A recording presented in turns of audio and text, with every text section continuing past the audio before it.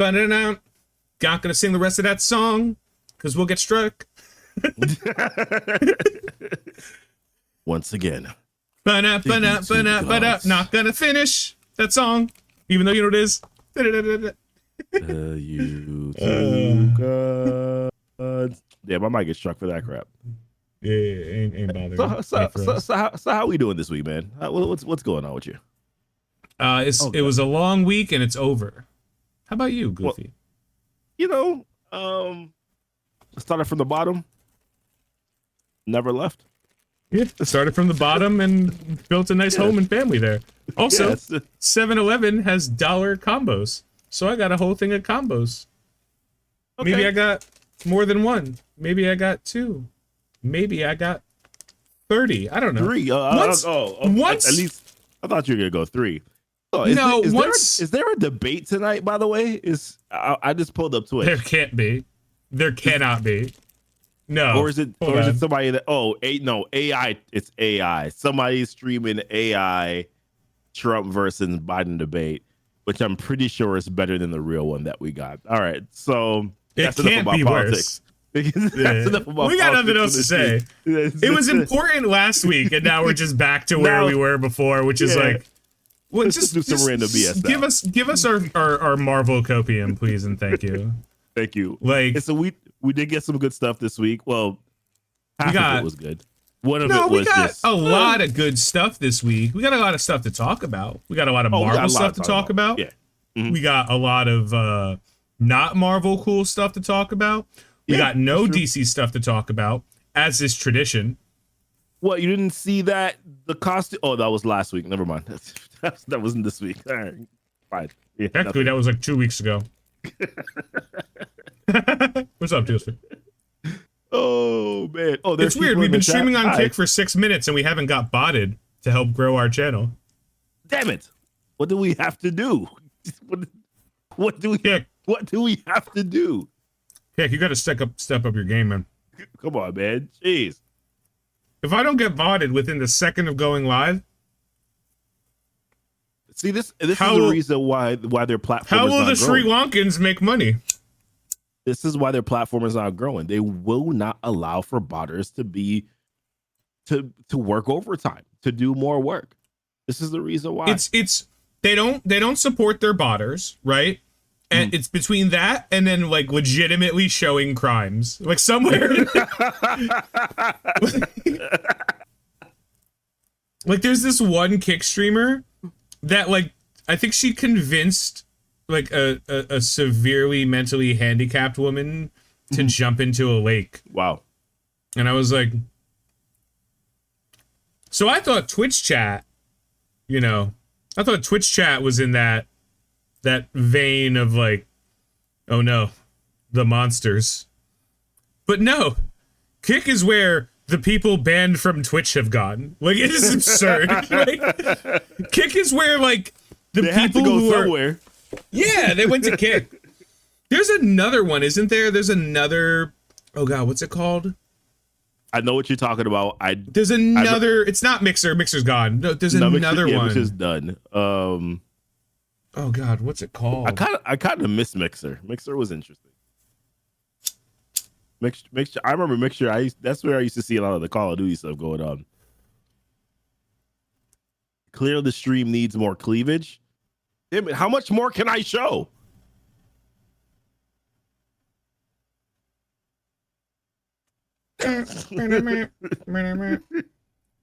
Wow. If we don't get about 2 more subscribers based on what you just did, I'm gonna be pissed. Oh, also, I'm just gonna say it now because we're like 4 minutes in. Just go ahead and click the subscribe button or the like button if you haven't and you're watching this on YouTube or anywhere. Because like, why wouldn't you? You don't even have to hit the notification bell. We don't care. Put yourself through the torture of watching us for the first 4 minutes.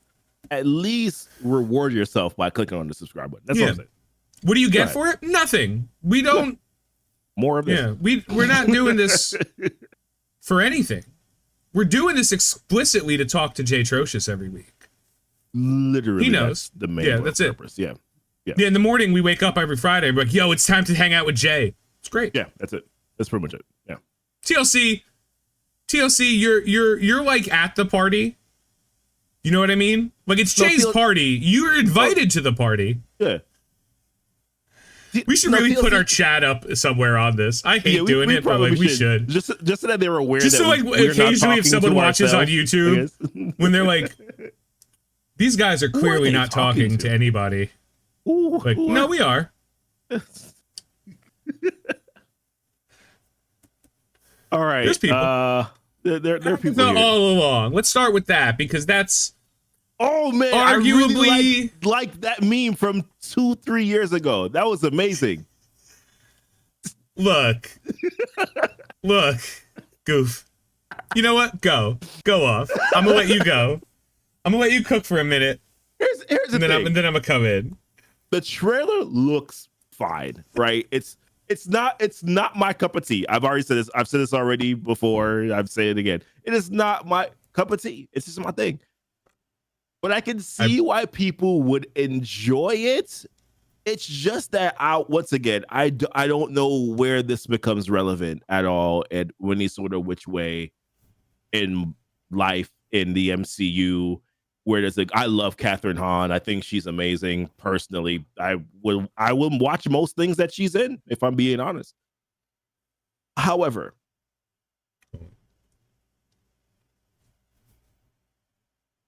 you can't. I don't care.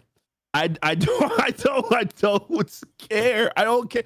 This was something that was great 3 years ago, bro. It was Agatha All Along. She's a great support character in the comics. She's a great support character. To have an individual show that is based on her, I don't know what they expect. This was one of the ones where I feel like they said, no, we have Catherine Hahn. This meme was great 3 years ago. She was fantastic in the WandaVision series. We want to pay this off.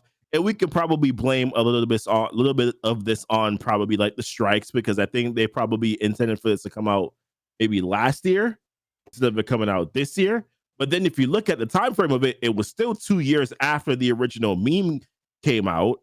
And once again, she was more of a support character comics wise and a support character in the series. She's not that popular of a character. Like, how many people remember who Agatha is? Like, yes, you remember the Agatha All Along meme, but how many people remember Agatha, the character? Well, in terms of like all the things that she did, right? People just remember, oh, she was like the big witch of that show. Yeah, like, but you're not really thinking, okay, like, man, like she was so integral and important, and no, nobody ever really thought that about her. So to me, I think that and the reason why I'm saying all this is because I feel like, once again, when you're looking at budget, we talked about budgets a little bit last week. We talked about how much you're spending on Secret Invasion, how much you're spending on these other shows. And at the end of the day, you're asking yourself the question, like, why are you wasting so much money on a character like this and on a show like this? Once again, I am not going to tell you the show is going to be bad. I'm not even telling you that. I just don't know if you're going to get enough people to watch it, enough people to care to watch the show. That's all I'm saying. So I broke out my Dr. Octopus glasses for this one, and just to show you. I did not see the wardrobe change, so that's on me, apparently. I broke out my Dr. Octopus glasses for this one. These are the worst glasses I own. Mm-hmm. Yes, Shay. Yeah, she was the nanny. So here's let's tell the viewers what just in case you watch it on YouTube. Yeah, Jay asked, wasn't she the nanny for Franklin and Valerie Richards? Agatha was not a villain in the comics. She was exclusively interested in helping Wanda. That was her entire life. Mm-hmm. Like, her goal. Was she a good guy or bad guy? Didn't matter. She wanted to help Wanda. She would do whatever it took. She was literally dead neutral in the alignment scale. Mm-hmm. So I've heard everything you've said, and I've listened to everything you've said. I've done both. Mm-hmm. And I don't disagree with anything you've said. It's whatever. But I'm going to go out on a limb. Okay. And I'm going to say, I like two things from my Marvel universe, from my connected universes, right? Mm-hmm. I like, one, when they and these don't have to be the same. They could do both, but as long as they do one of these two things, that's fine. I like when they bring depth to an area of the world building that previously had none. I also like when they or if they set up what's to be expected. I don't need them to do both, but they need to do one of those two things. Okay. I don't care, and I like the idea of the TV. Like, let's look at OG Daredevil. We knew at the time that the OG Daredevil was officially MCU because they would refer to events in the MCU, even though they didn't directly. They were able to mention like the Battle of New York. They had the conversations, right? And there was a lot of legal stuff that they probably couldn't and could get away with. Right. You know, they probably couldn't mention the Hulk, but they could easily say the big green guy tore up Harlem. You know, like, yeah, that was the events of the Incredible Hulk. And they did a decent job of doing that because that told us a story. It didn't further the MCU in any way, but it did make me as a viewer feel like this is a lived-in world. Like and that's a very important somehow. part. Yeah. It doesn't, I don't care. And now, you know, guess what?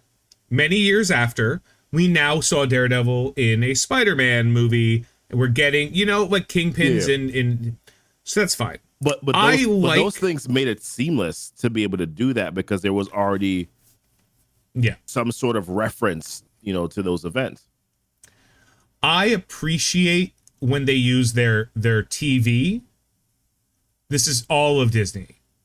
I appreciate when they use their TV as a way to tell stories that otherwise wouldn't qualify for a big screen. And like, I don't think a Moon Knight movie would have been successful.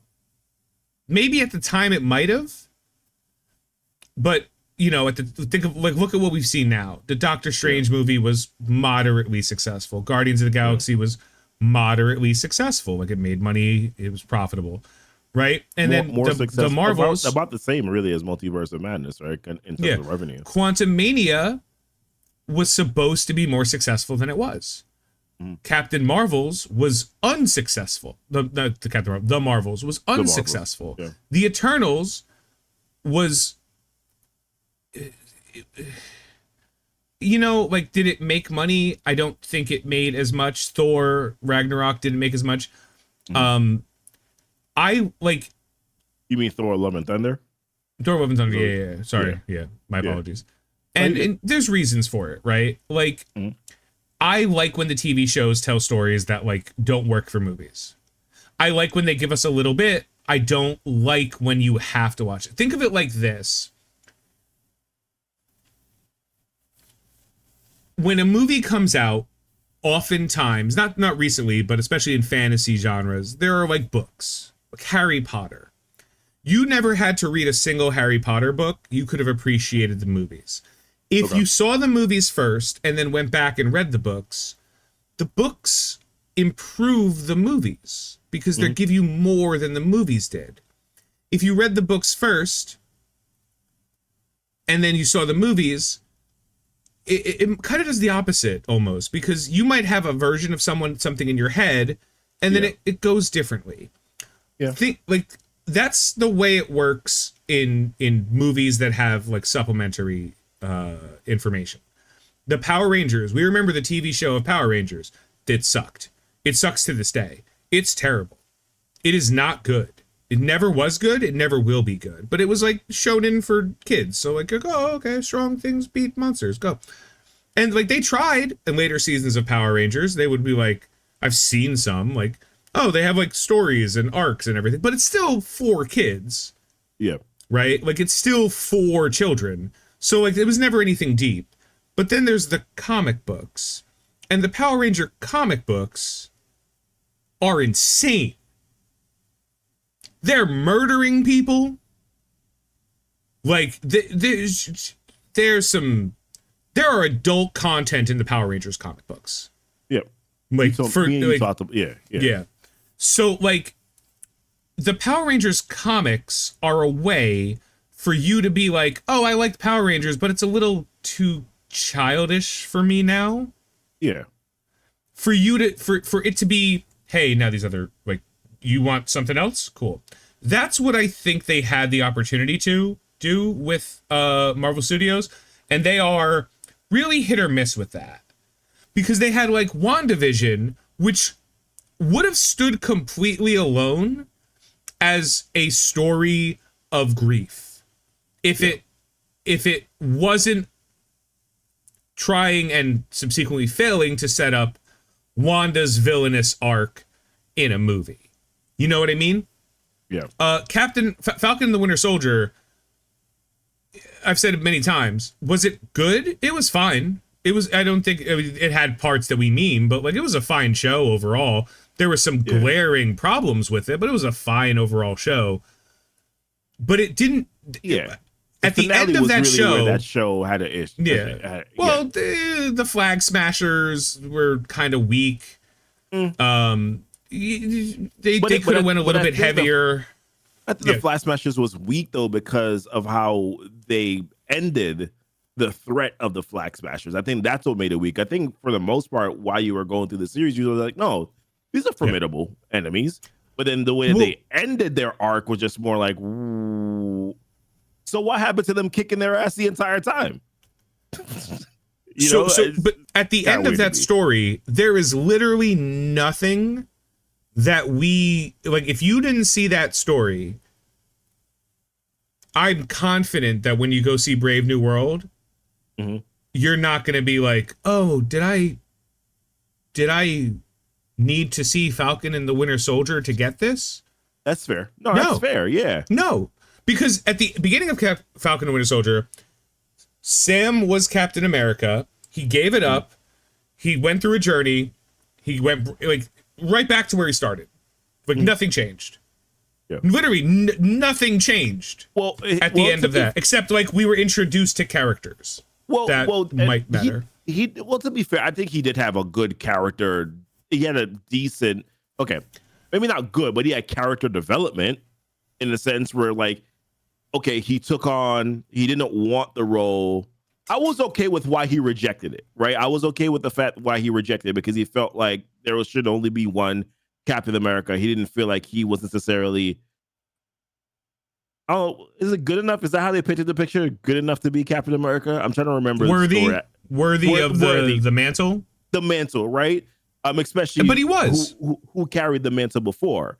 Now we were like, no, but you're perfect for it because of X, right? Because like we're good. You or Bucky could have had it, exactly, but either of you, we would have been like, makes sense. Yeah, fine, right? Some could make a case that they wanted Winter Soldier because of what happened in the comics, and then others could make the case, well, Captain Sam both became also Captain had it in the comics. So like. And also it made more sense for Sam to get it because of his trajectory throughout the entirety of the MCU, so that it made sense for him to get it.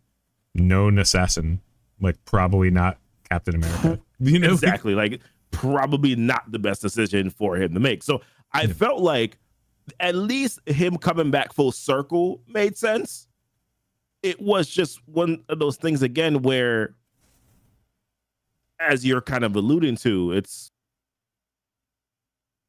why did that show matter again in the grand scheme of this whole sort of like MCU special? And I'm wondering too, like this isn't a thing too. Is the issue the fact that they've set it up to where everything has to be connected to a thing, and our brains are just like programmed to believe that everything has to have a meaning?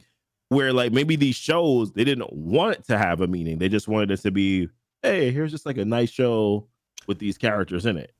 Well, so there were shows that they did that with. Moon Knight was a show they did that with. Yeah. They referenced things, but there was functionally just Moon Knight. Yeah. Like some of their, that's what I'm saying. Some of their shows wanted to keep it all connected and give us hype, and kind of missed the mark. And some of their shows didn't want it to keep connected and hit the mark. And then some of their shows wanted it and hit the mark, and some of their shows didn't and failed, like somehow. Like Ms. Marvel, standalone show, good show. But that's the thing. I don't think it would have been justifiable to make a Ms. Marvel movie out of the gate, because now they have this entire platform where they can be like, and again, we're going to talk budget a little. They can be like, look, we can't really run the risk of, making a $200 million movie and it not, and been paying another $150 million in marketing and it flailing. But we can spend like 80 to 100 million on a TV show to keep the people watching, right? Yeah. Like that makes sense to me. If it has to be cheaper or else just make a fucking movie. Right. Like, especially when you're doing 8 episodes, not like 6 episodes, 9 episodes. Like, if you're not doing a TV series, if you're not doing 12, 13, I'm not even asking for like House and Supernatural, like 24 episode seasons anymore. But if you're doing 8 episodes of a show, 8 hours of TV, like, a lot of times the biggest criticism of all of Marvel TV is their pacing sucks. And for what it's worth, the same thing with Star Wars. Like, Disney sucks at pacing. Every one of their shows can is you either explain what pacing means, by the way, just because I think that word is used a lot, but there's really no like definition as to what that means. Like, when we say pacing, what are we talking about? So in a story, it's not there's an actual definition. The actual definition of pacing in a story is that the information is delivered in a way in which the average viewer can process it and understand where the story is going. Yeah. And in some movies, the pacing doesn't matter, like, because the information you're processing, like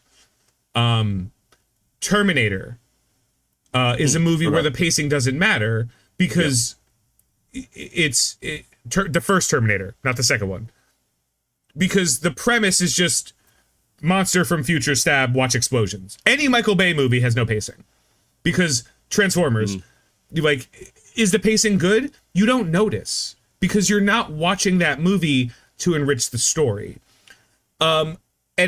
And different types of movies have different things. Like there's Deadpool and Wolverine could be one of those movies where pacing doesn't matter as much as we go into it. But like that's the general definition of pacing. More realistically, and the best way I could describe pacing to anybody who's like, well, yeah, I kind of know what it means. Yep. If you're watching something and you have to pee, and you seriously, and you're like, I have to pause. This is good. Go ahead. Yeah, you're like, I have to pause it. That implies that the pacing on a show is good. Yeah. Because that means that you are paying so much attention to what's happening. You are so enthralled in the story that it becomes the art form that you are following. Mm-hmm. And the other side of it is you're like, I gotta pee, and you just get up and walk away. Right. If you're like, I have to pee, and you don't care enough to pause it, that means that you're already not inherently invested in the flow of the story. So there's good pacing and there's bad pacing. And you can always, it's like, there's an expression. You'll know it when you see it. You'll feel, like, your brain will recognize it. You'll be like, huh. If you're ever watching a TV show and without your stomach grumbling, you're like, I'm kind of hungry. The pacing's a little weak. X-Men had strange pacing because X-Men 97, the first 3 episodes felt like you were trying to drink information out of a garden hose. Mm-hmm. It was like, wait, what's happening? Actually, the first episode was fine. The second episode was okay. 3 and 4, super fast. A lot. Yeah, and you're like, there's so much. To the point where, like, biggest criticism we had was, like, these could have been longer. Longer episodes, like, and these could have been 45 minutes long. And that's what I'm saying. When in a drama, you can't just have the tension up the entire time, because the tension, same thing with a horror movie, the scary things are not what make you enjoy those type of content. It's the drop after. It is the sharp, it's the sharp up, like, and then the drop, which is why in movies, like, I call it downtime. It's like, there's some downtime where I can process the information that just happened.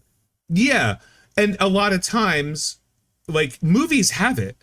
Mm-hmm. Movies have it inherently. There's actually an app that's been around forever called RunPee that tells you when in the movie theater, it tells you when you can go pee, and it tells you what's happening on the screen, like what's happening in the movie. It's a great app, but, like, that's pacing. That means that, yeah, you might miss something, but, like, ultimately it doesn't matter if you miss it because it was intentionally designed. Look at the good Marvel. Look at Civil War. Civil War wasn't explosion into fight. Yeah. It was like, whoop, whoa, okay, whoop, oh, okay, what, like a roller coaster. That's what pacing is. The first Avengers movie, I thought was a really good. If you're talking about pacing, I thought it was a really good paced movie. Right? It was like, you you kind of get kept. The on second going Avengers through movie, not good pacing. No, it's not good. Not good. It wasn't. Not good. It wasn't bad. It just wasn't good pacing, because you felt at some points you felt rushed, and at other points you felt bored. Exactly. And that's if anyone else is like, you know what? Now that I think about it, you're right. You now understand pacing, right? Yep. Like, a TV show is insane with pacing. Look at the successful TV shows over the years, and it's crazy because the episodes have to pace and the seasons have to pace. So there's, like, especially if you watch anime, there's filler arcs, and everyone talks about, there's filler episodes, filler arcs. Like, yeah, that's generally speaking skippable. What we call backstories. Like, hey, here's the backstory of of Zorro. Like, So Marvel's and Star Wars shows are notoriously poorly paced. And a lot of it is because they're trying to put a square peg in a round hole. Like, they often are. They're like, okay, how many episodes are we going to make? We're going to make incentive to make as many episodes as we possibly can. Because we want weeks of content, right? That's our incentive. Yeah. But budgetarily, we don't want to pay people, because when you work in the industry, your paycheck is based on the number of episodes. Yeah. It doesn't matter if you film 3 episodes in one day or 3 part, because things, for those who are also unaware, movies, surprisingly, not filmed in order, right? And that's for a million reasons. Sometimes you can't get everybody in the room at the same time. So you film, okay, listen, for the first week of filming, we have, we'll use Agatha. For the first week of filming, we have Catherine Hahn, we have Locke. Yeah, this is his name, right? The main character, the bad guy, and we have Wanda. So we're gonna film all of those scenes that we can get. And notice, and I don't know for 100%, but I'm pretty sure Catherine Hahn never shared a scene with Photon. They were in, like, composite shots, but I don't believe they were ever in a scene together. Like, I don't believe they were standing next to each other. I could be wrong, but I don't believe that. So, like, they could have then been like, okay, cool, now we're gonna film all of this part. Like we're gonna film all of Teyana Parrish's parts with Wanda, and Wanda is gonna be there the most. But Wanda isn't paid for the number of days she's on set. That's called scale. That's what people who aren't named really, like extras get paid. They get paid for the day on set, right? If you're an extra, it doesn't matter if they use that scene of you on set in every episode. You get paid for the day that you work. When you're billed, when you're billed as like somebody who's in the show, you have a named character, you're in the credits as like, you know, top billing first people, like you get paid by the episode. Okay, got you. Yeah, and there's other things to it too. And again, like this is generally not like every single deal is not the exact same. So like when they change the number of episodes, that changes the price. That's a renegotiation. If we sign a contract and it's like, okay, we're gonna do a 10 episode season, you're gonna make about $200K per episode that we air. Here we go, right? And then if they're like, we've changed our mind, we're only doing 9 episodes. You're like, my contract says 10. They don't give a shit if they have to film 10 episodes. They care that they get paid for 10 episodes.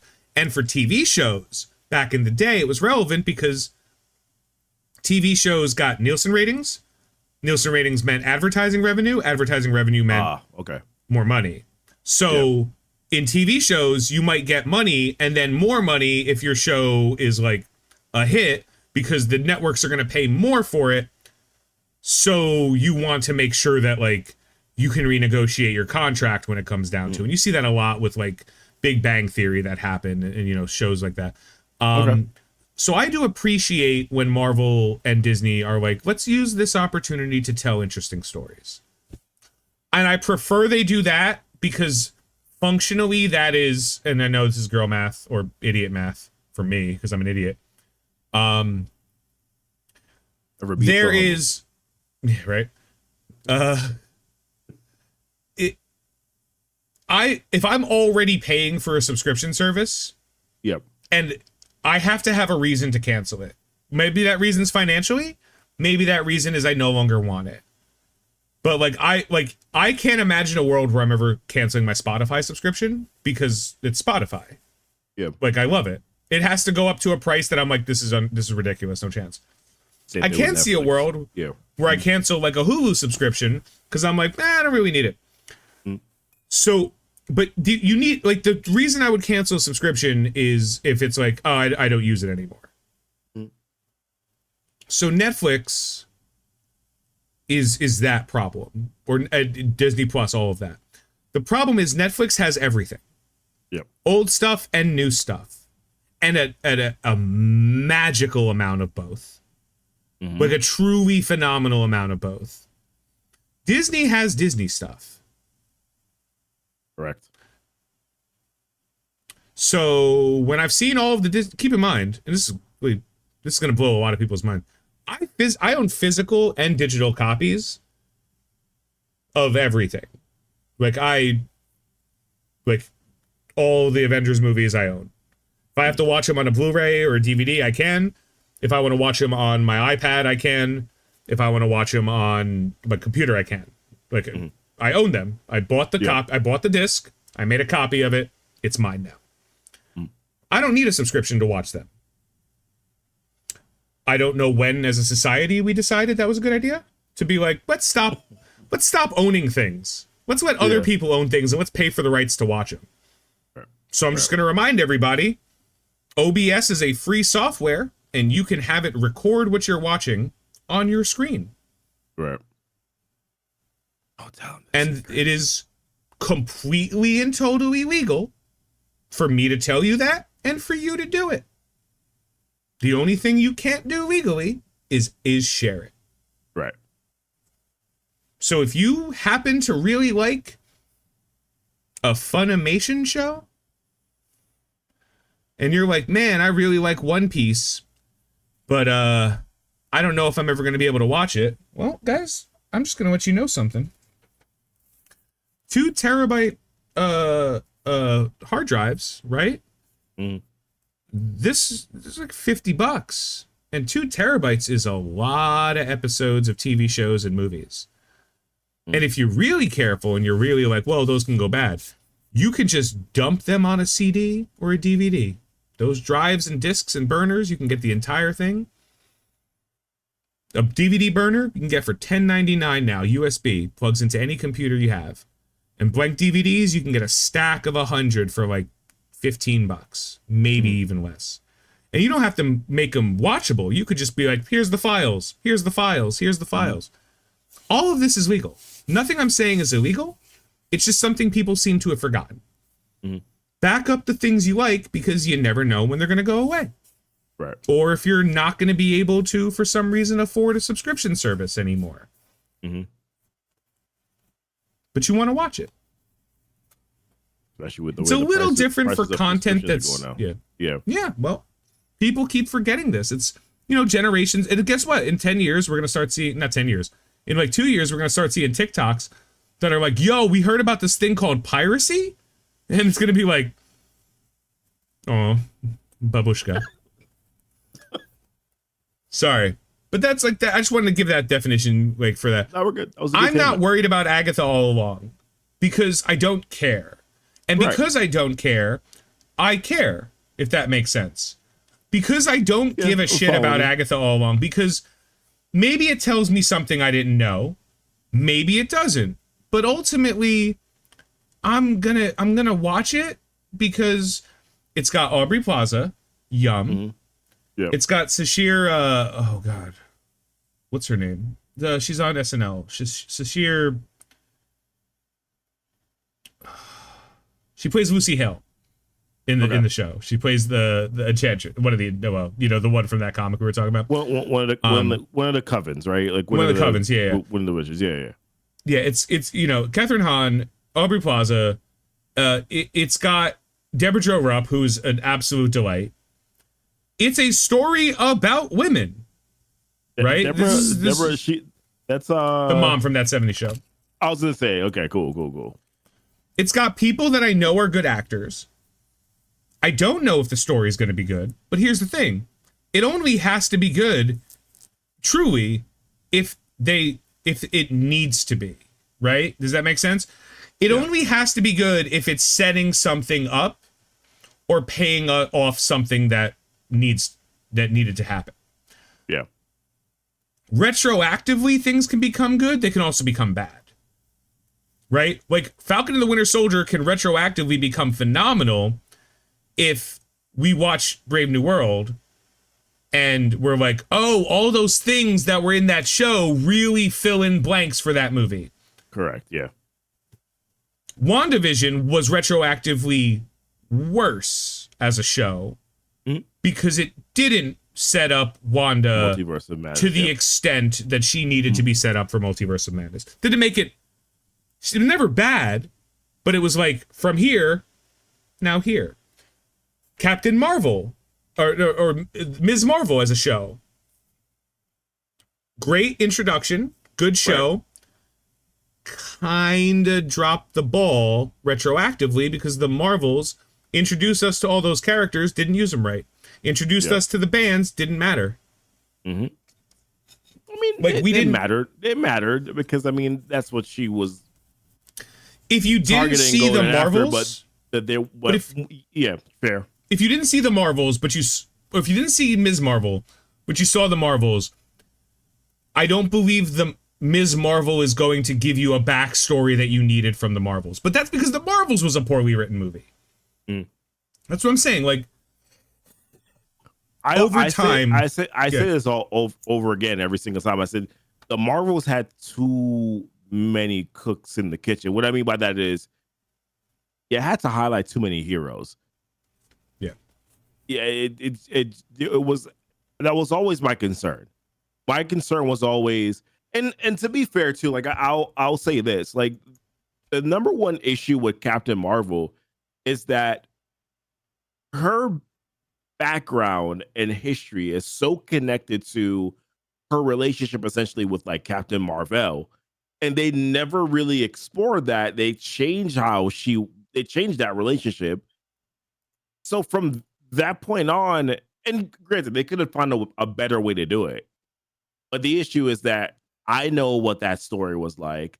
I know that that was a really good background for her. I know that they gave her a lot of context. They never did that in the show. They never found a way to replace that relationship and give us a new one that had the same similar sort of impact, motivation.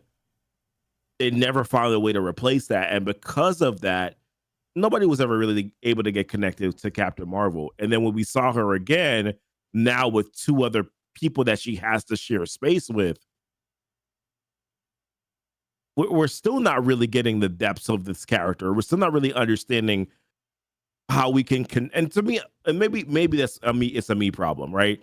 I need to be able to connect with the characters and understand why they what's their motivation. Why is it that she is so upset? Why doesn't she want to talk about what happened back on on the Kree ground? Like, why doesn't she want to talk about that? Why is it that she's so hurt by it?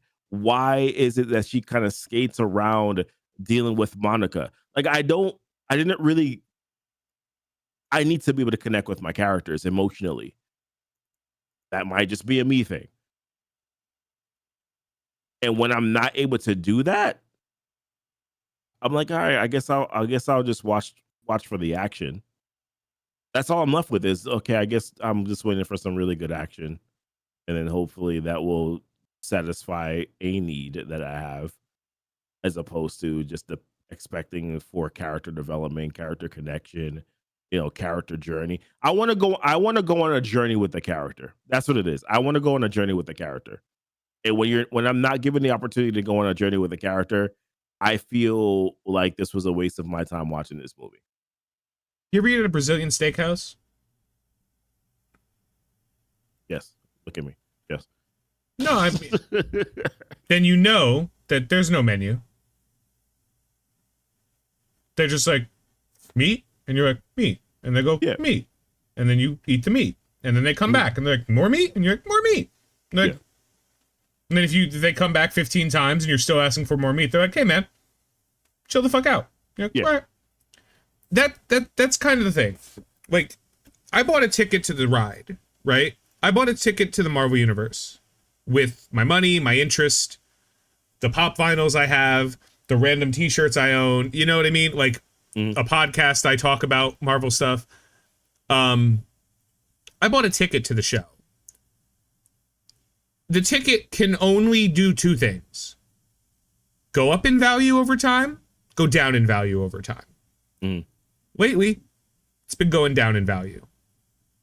My hype is going down.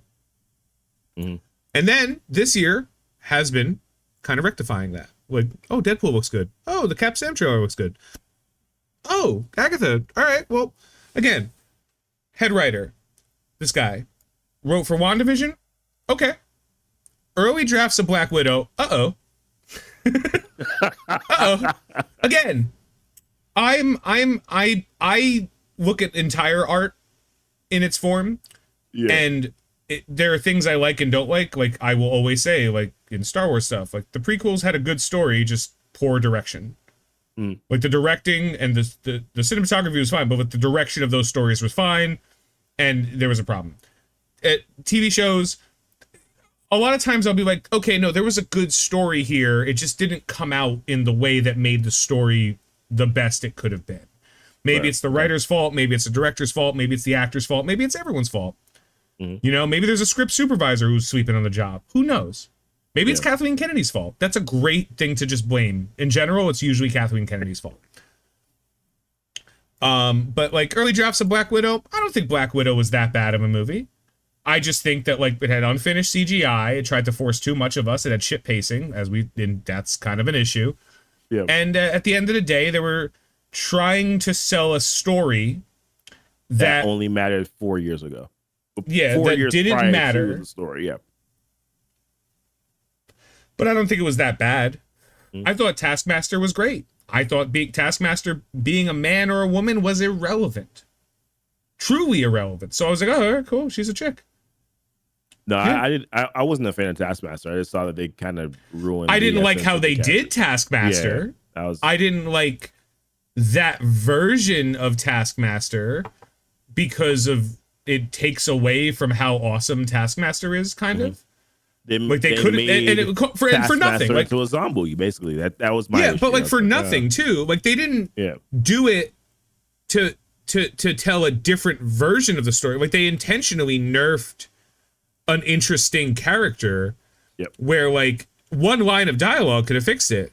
Be like, yes, she went through an intensive programming, and because of her, you know, the drugs we needed to keep her alive and the state of the art programming, she became a living computer that can process this information. You know what I mean?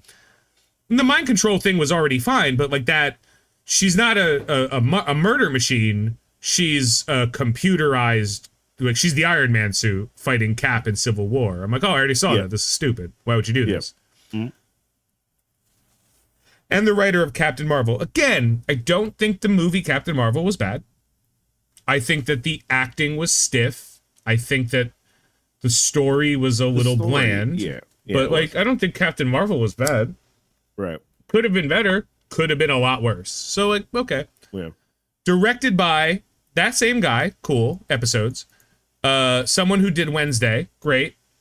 And Rachel Goldberg is interesting because Resident Evil, I'm going to go ahead and assume it's the TV show, in which case Set Her on Fire.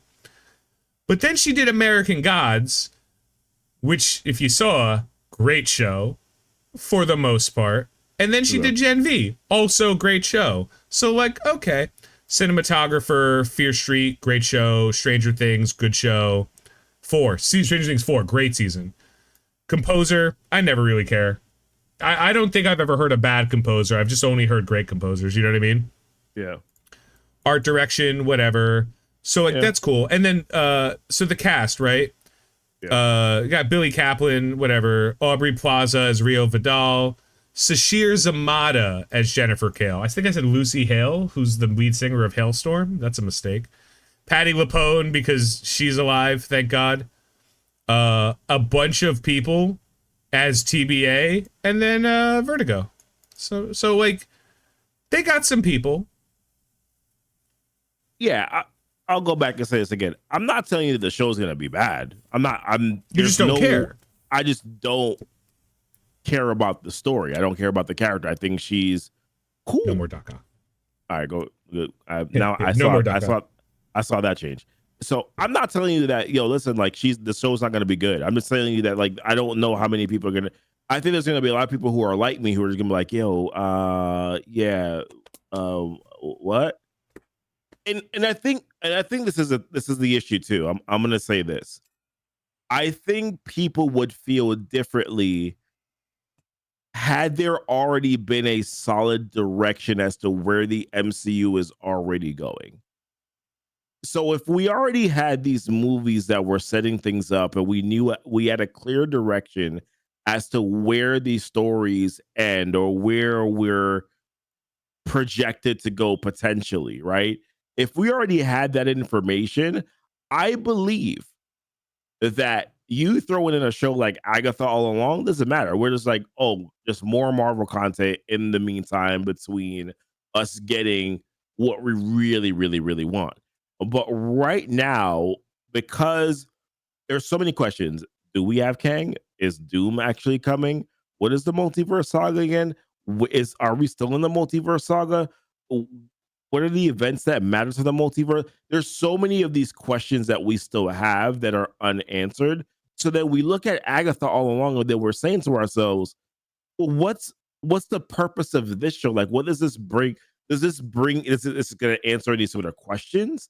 Is this going to introduce a new sort of like wrinkle into this whole multiverse?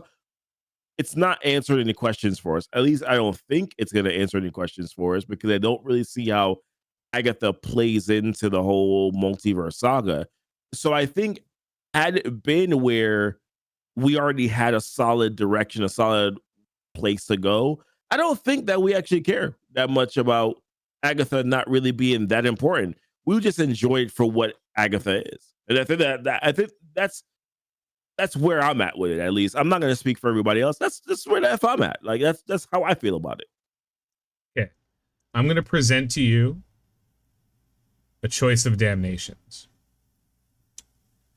Would you rather shows like Agatha, right, where we don't really know what we're getting into, right? We don't have any expectations.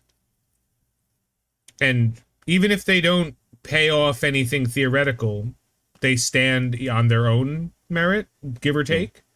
Yep. Or would you rather shows, and let me finish. Okay. Okay. Would you rather shows like Secret Invasion, where the promise was so high that it was almost impossible for them to reach it, and then they fell not just short, just viciously short of the mark? You know what I mean? Yeah, I get the question. I get the question that you're asking. Sorry, are you done or are you? No, that's it. Like, which like shows where you're like, is this going to answer any questions? And then you watch it and you go, no, but it was fine. Like fine. Like, no expectations, fine. Or, oh shit, I'm super excited to watch this. Oh, you fucked up, Aaron. You know, like that's kind of where my head's at on it. Yeah, and this is what I think. I think that what I prefer is I prefer a proper. I don't mind the shows that are just like, oh, this doesn't answer any sort of questions, but it's just a nice little show to go along with. I don't mind the shows being an interim, a halftime show between the really important stories that are going on in the movies. I don't. That's kind of how I would love to see the shows, but I think because they have trained us in a sense to believe that X leads to Y, and then eventually we get to Z. Agreed. That is why when we get shows like this, we're just like, what's the purpose of this again? I want the movies to go forward and the shows to go backward. Does that make sense? Yes, it does. I want the movies, the things that I go to the theaters to see, to be progressing the overall story, and I want the shows to tell me what happened that I might have missed. Right. Or something completely unrelated. Exactly. Like Moon Knight. That's why I love Moon Knight. Yes. Yeah, like Werewolf by Night. What else was there? What other shows that just kind of were just like what if? Like what if? Yeah. You know, and to some extent right now, like X-Men 97. We can theory craft about what it means, or we could just be like, yo, the show is dope. Yeah. Like, and it's gonna get another season. It's got 2 more seasons coming. So like, I'm not excited. I'm not excited for Agatha All Along. I am excited to see a TV show with Catherine Hahn and Aubrey Plaza. Yeah. I already hate what they did to Agatha as an arch villain. So like they can either double down and then start telling a good story and be like, okay, or they could change it and make it more in line with something I would like and be like, oh, okay. But again, am I the target demographic for this? I don't care. Yeah. It is for me. Everything's for me. I'm not just saying that because I am in fact a white man, and everything is for me. No, I'm saying it because like if I want to watch it, it's for me. If I don't want to watch it, it's not for me. And if I'm a paying customer and you're not making me happy, man, it's your fault, not mine. Like, you know what I mean? Yeah, I'm a self-proclaimed Marvel snob. So therefore, I'm going to watch everything, and I'm going to watch it, and I'm going to either praise it or tell you it's crap. what did we talk about right before we went live? What did I talk to you about for like 8 minutes, 10 minutes? Oh, The Acolyte. the Acolyte.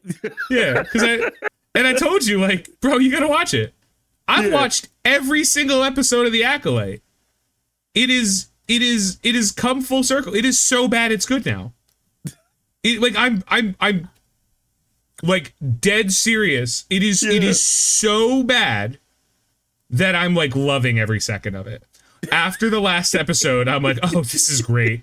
Oh, never mind. Oh yeah. Oh yeah, you're telling me Bigfoot with a lightsaber is being held back by Gigatwink? The twinkest of twinks? Oh boy. Like, no, he's not. And you're wrong. Like, but I don't care. Because I shut off the part of my brain that was like, well, this is clearly a poor telling of a Star Wars story. Mm-hmm. And that part of my brain was destroyed by the show. And now there's the part of my brain that's like, ooh, dumb shit. What? Yeah. Can they outdo their dumbness? Let's see. Yeah. Yeah. Oh, what? All of the likable characters are dead? And the most interesting character is gone? We just don't see him? And then we see too much of him? Yes! You trying to tell me that, like, okay. Honestly, it's the story around the Acolyte that's making me appreciate the Acolyte more. Because it's like a combination of, like, this is my favorite. Like, the head actress for the Acolyte went on The View to talk about shit. And I was like, oh yeah, that's where the Star Wars fans are. Perfect. Yeah. That's gonna be interesting. Like, I mean, I get it, right? I get it. They're trying to get a new group of fans. Like, all right, get power to you, man. Yeah, you got to do your marketing, baby. You got to do your marketing. As interesting as it is. I don't know how many stay-at-home wives are watching The Acolyte, though. Like, I don't know how many grandparents are like in between Drew Carey on The Price is Right, just clicking on The View and being like, Star Wars. My son loved that. You're forgetting about Miss Rachel, okay? Don't forget about Miss Rachel. They're watching. No, it's so fun, dude. And then, like, I hear people that are like, oh, could you believe the woke director? And I'm like, yeah, all right, cool. Fuck it. Like, dude, it's a TV show, man. I can't, God. Like, the part of me that's like outraged is dead. Yeah, it was beaten into submission to the part of me that's like, there should not be a second season of this show because it's a waste of money. Are there talks about there being a second season? Is that what's going on? No, there's talks about it being canceled already. Oh, okay. All right. Yeah, and as a matter of fact, when people bring it up, everyone's like, we're not talking about second season. So, like, it seems like it's been canceled. I'm like, there can't be a second season of this show. But there could be. And that's the other part. I'm like, oh my God. Could you imagine the two worlds where one, they give us a second season of the show, but everything is the same, like same writer, same showrunner, same actor. And it's just like Velma season 2. Are you where like it sounds like you're rooting for this to happen? Part of me, it's like watching a small child trip. It's like the part of me that's like that feels bad is immediately beaten to submission by the part of me that's like, yeah, shit's funny. He's gonna be fine.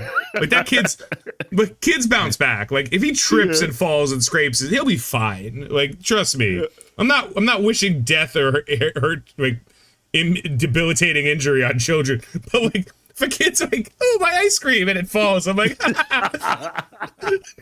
fucking idiot.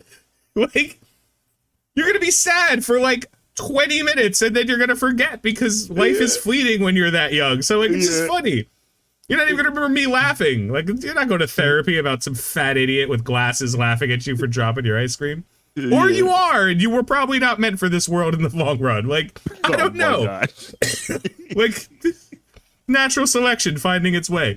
But, like, that's what I'm at. Either that or they're going to, like, fire everybody and then get a bunch of other people in here and they're gonna like revamp this yeah, thing? and they're gonna Oh be my like, all right, gosh. what if we try to tell the same story, but like, well, yeah, like, well, like, what if? And I'm like, now I kind of need there to be a season 2, like, not because I'm interested, because I need to see it. Oh man. I am so excited for next week's episode of The Acolyte. That's all I can say.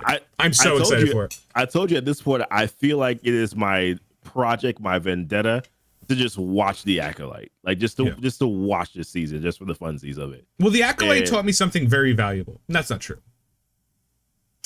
The press tour around The Acolyte taught me something very valuable, Goofy. And it actually taught us something very valuable, even though you don't know. Basically, every person who doesn't watch us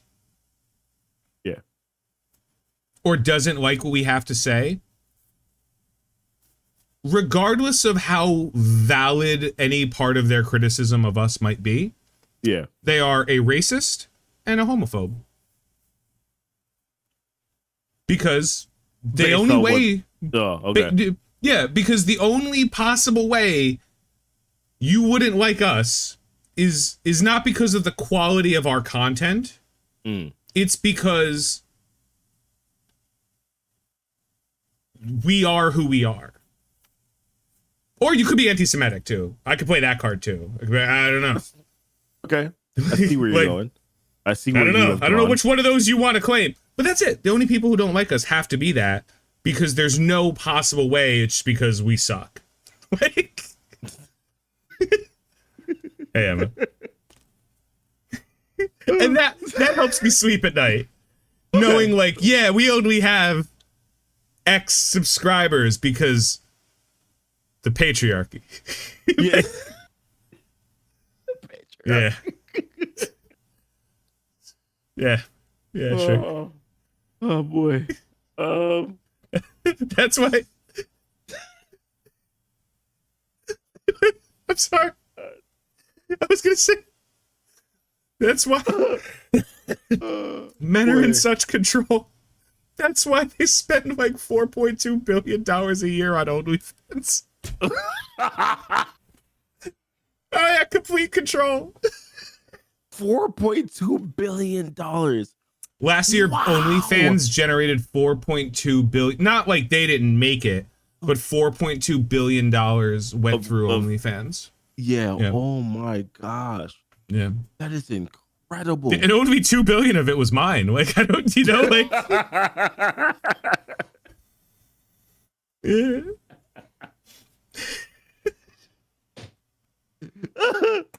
Damn it! I knew we were. We're streaming to the wrong crowd. OnlyFans is where. Yeah, we gotta go live on OnlyFans with it. We're doing it. Let's do it. Like, what else, right? Next week we'll also post. I swear, I'll do it from my car. I'll create up the OnlyFans for GnT, and it'll just be this podcast. TLC said earlier that we weren't wearing enough cleavage. We'll make sure that next time. Yeah, just cleavage. Hold on. Do I have anything ball shaped? Hold on, wait. No, I have my fox. Just put my fox in my chest. Here. Give him a reason to think. Give him a reason to think. All right. I'm old. So it's my backrest. Leave me alone. So I guess let's land the plane on Agatha. Trailer looked pretty okay. Have we been talking about Agatha this whole time? I was in a fugue state. I don't know what's going on. We talked about more than Agatha, but let's lay the plane on Agatha because that's the one that we can specifically highlight. All right. Trailer looks good. Okay. I would say the trailer looks okay. It's probably going to be a good show. I'm not going to play it because why? You could watch it. Yeah. It's just... Yeah, you can watch it. Yeah, I'm sure that you've already watched it already anyways. A couple of things I'm probably looking forward to, seeing how there might be a Young Avengers tie-in with Billy Kaplan. You know, interested in seeing that. But otherwise, you know, not really anything that I'm truly excited about. However, I think it might actually be good. That's it. That's all I'm going to say. Paul Edelstein. Right. That might be Hulkling. I'm cool. Yeah. All right. Whatever. But also, if Agatha doesn't have anything interesting, it's still got cool, good actors. So like, we'll figure it out. Yeah, I'm still gonna watch every single episode. I'm not gonna lie. I don't think Kathryn Hahn's the kind of actress, because I've seen everything she's been in, and she's been in some really fun movies and some really dumb movies. But like, the dumb movies she's been in have also been fun. I don't think Kathryn Hahn would kind of sit there and be like, hey, this is, like, she would be like, yo, this is dumb. We're not doing this. Yeah, I'm gonna watch it. 100%. 100%. Of course I'm gonna watch it. It's not offending me. I'm not mad about it. I just don't know what to expect. Like I said, Kathryn Hahn, I'm in. I'll watch it. Aubrey Plaza, yeah, I'm in. I'll watch it. No questions. So now we got Captain America Brave New World trailer dropped like yesterday, I think. Whoa. Today. Wow. Thank God for reshoots. Yeah, the power of reshoots, bro. We didn't plan that, guys. We didn't. Just so you know. No, our pre conversation was talking about like drugs and how and I gave him like a brief accolade story. Yeah, that was it. We didn't plan anything for this, but the power of reshoots, man. This went from like it went from being like, man, there's a lot of reshoots going on. This movie might not have been good to like, okay. Like, okay. Yeah. Cool. So what we know, we saw the leader. Yeah. We saw him from behind, and we saw him. There was one scene. I'm gonna see if I could just pull it up specifically.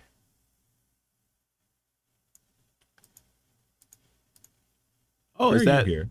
You just passed Captain America's funeral, I believe. Oh, I don't know if I'm going to be happy. So here's the leader. You can kind of tell he's got a little green hue to his head. And he's wearing the hat because his head's definitely big and stupid looking.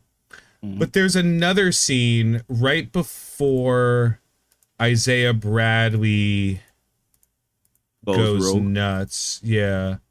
And it's the cameraman scene. Try to skim through it.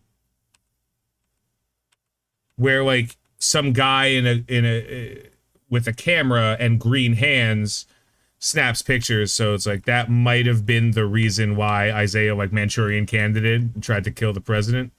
But you know, Harrison Ford looking old as fuck. Yep. We don't got many more years with him, so like let's make him count. Yep.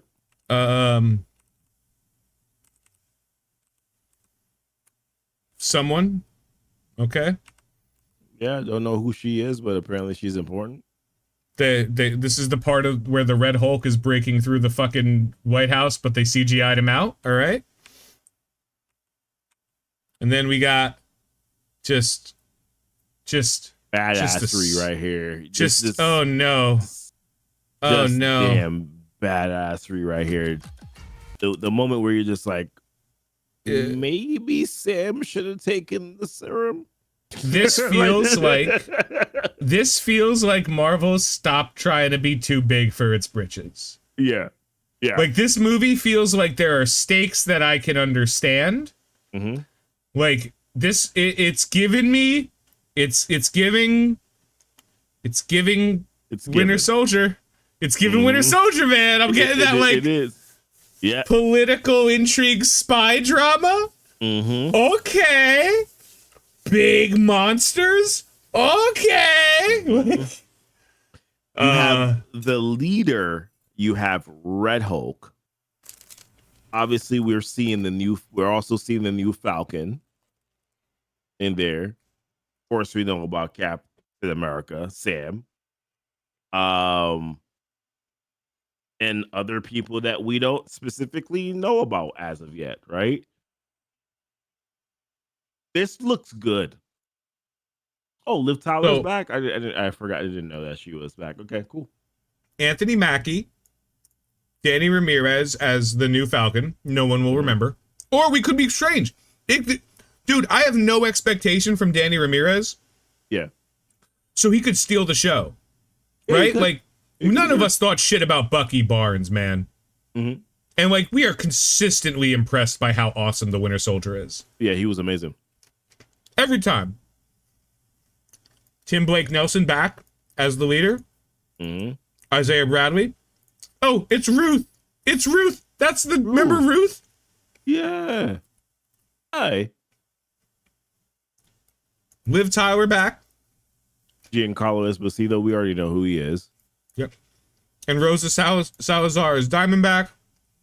Huh. I'm gonna click this.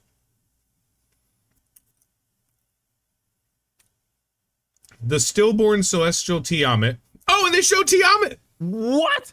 Yeah, in the trailer. Yeah, in the trailer. Hold on. Yeah, let me see if I can scrub to it. To be fair, I've only watched this trailer once, so.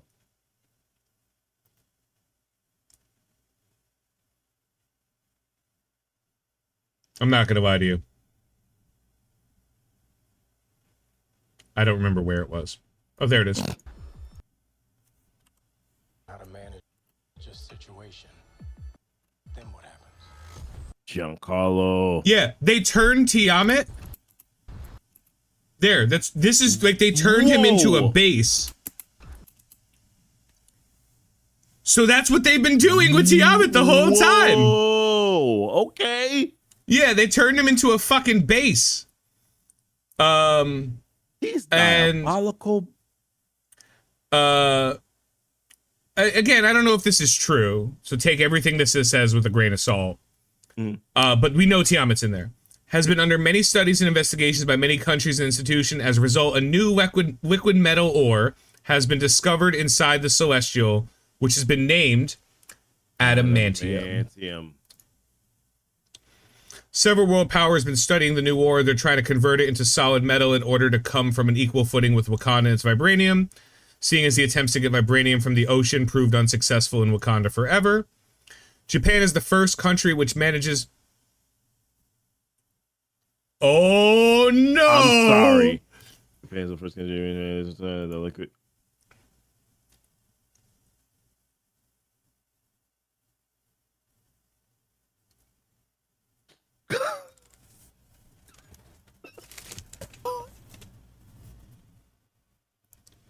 Goofy. Damn it! This might be the movie of the year for Marvel. I went from Based on this so zero, far. like, to midnight, bro. Like, immediately upon reading this. If it's not right, I don't care. If this is all speculation, great. The movie comes out next February. That seems so far away right now. Yeah, but it don't seem that far, right? It doesn't. Yeah. Wow. I have never known, because I was like, all right, it's going to be a Captain America Red Hulk movie. All right, cool. Wait, this movie is going to answer questions and go forward in a way that I care about because it's not dealing with space bullshit or multiverse bullshit? Yeah.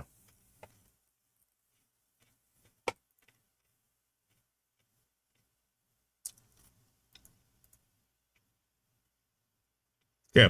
Now everything is just a description of the trailer. Yeah. Okay.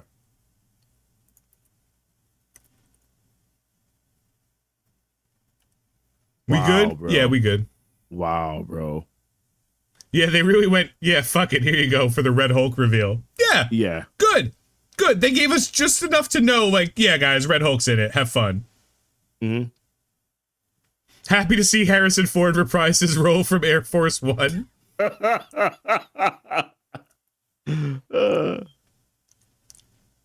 Was not expecting this until the return of San Diego Comic-Con Marvel. Yeah. Yeah. I mean, there was some rumors out. They want this to play before Deadpool. Bro, this trailer might be the reason Deadpool is like, oh man.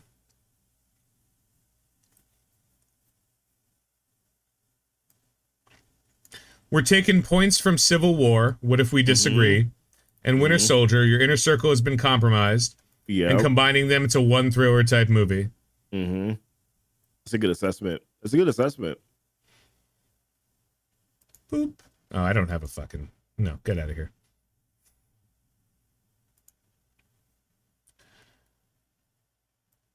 Yeah, you may be Captain America, but you're not Steve Rogers. You're right. I'm not. Not, yeah. That's significantly more terrifying. Line. Yeah, Gas line. Yeah, like, yeah.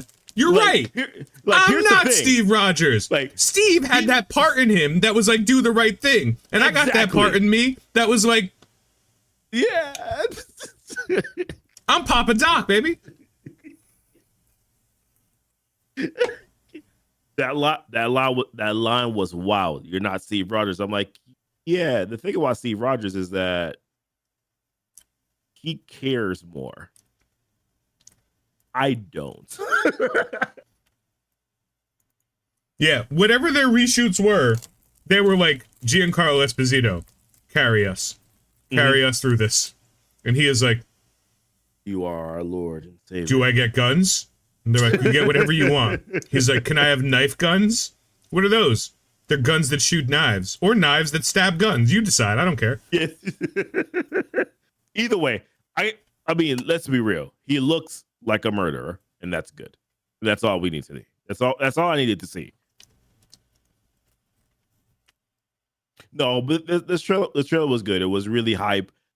I will say, to be the bearer of caution, Secret Invasion's trailer was also really good. It had kind of the same vibe a little bit and the same feel to it. It looked really good. And I'm nervous. I'm nervous that it may not pay it off the way that Secret Invasion did not pay off. That is my only concern. That's my only concern about it. I feel like it's going to be different because of Secret Invasion. What are they doing with the Shield right now? Dumb. Oh, Cap is under this, right? Is that what it is? Is that what's happening? Cap is under this Shield? Yeah. Okay, cool. All right.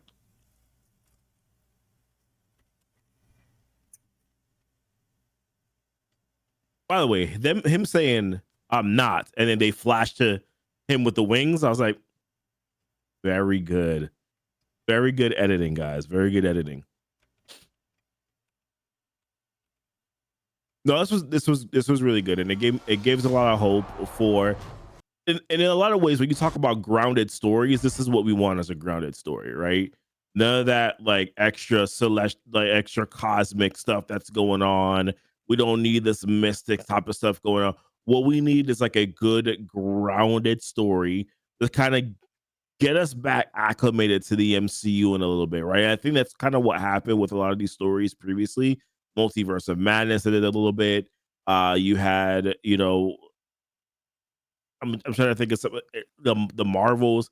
Like being able to get back to like a grounded story like this, I think is really exciting for a lot of people to watch, man. I mean, I really enjoyed Captain America Winter Soldier.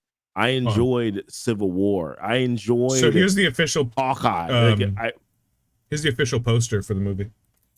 Yes, that poster is fire. That poster is fire. And I assume that we're going to get to see how Thunderbolt Ross turns into this, right? I assume that we're going to see this on the show. Yo, how do we get Biden some of this?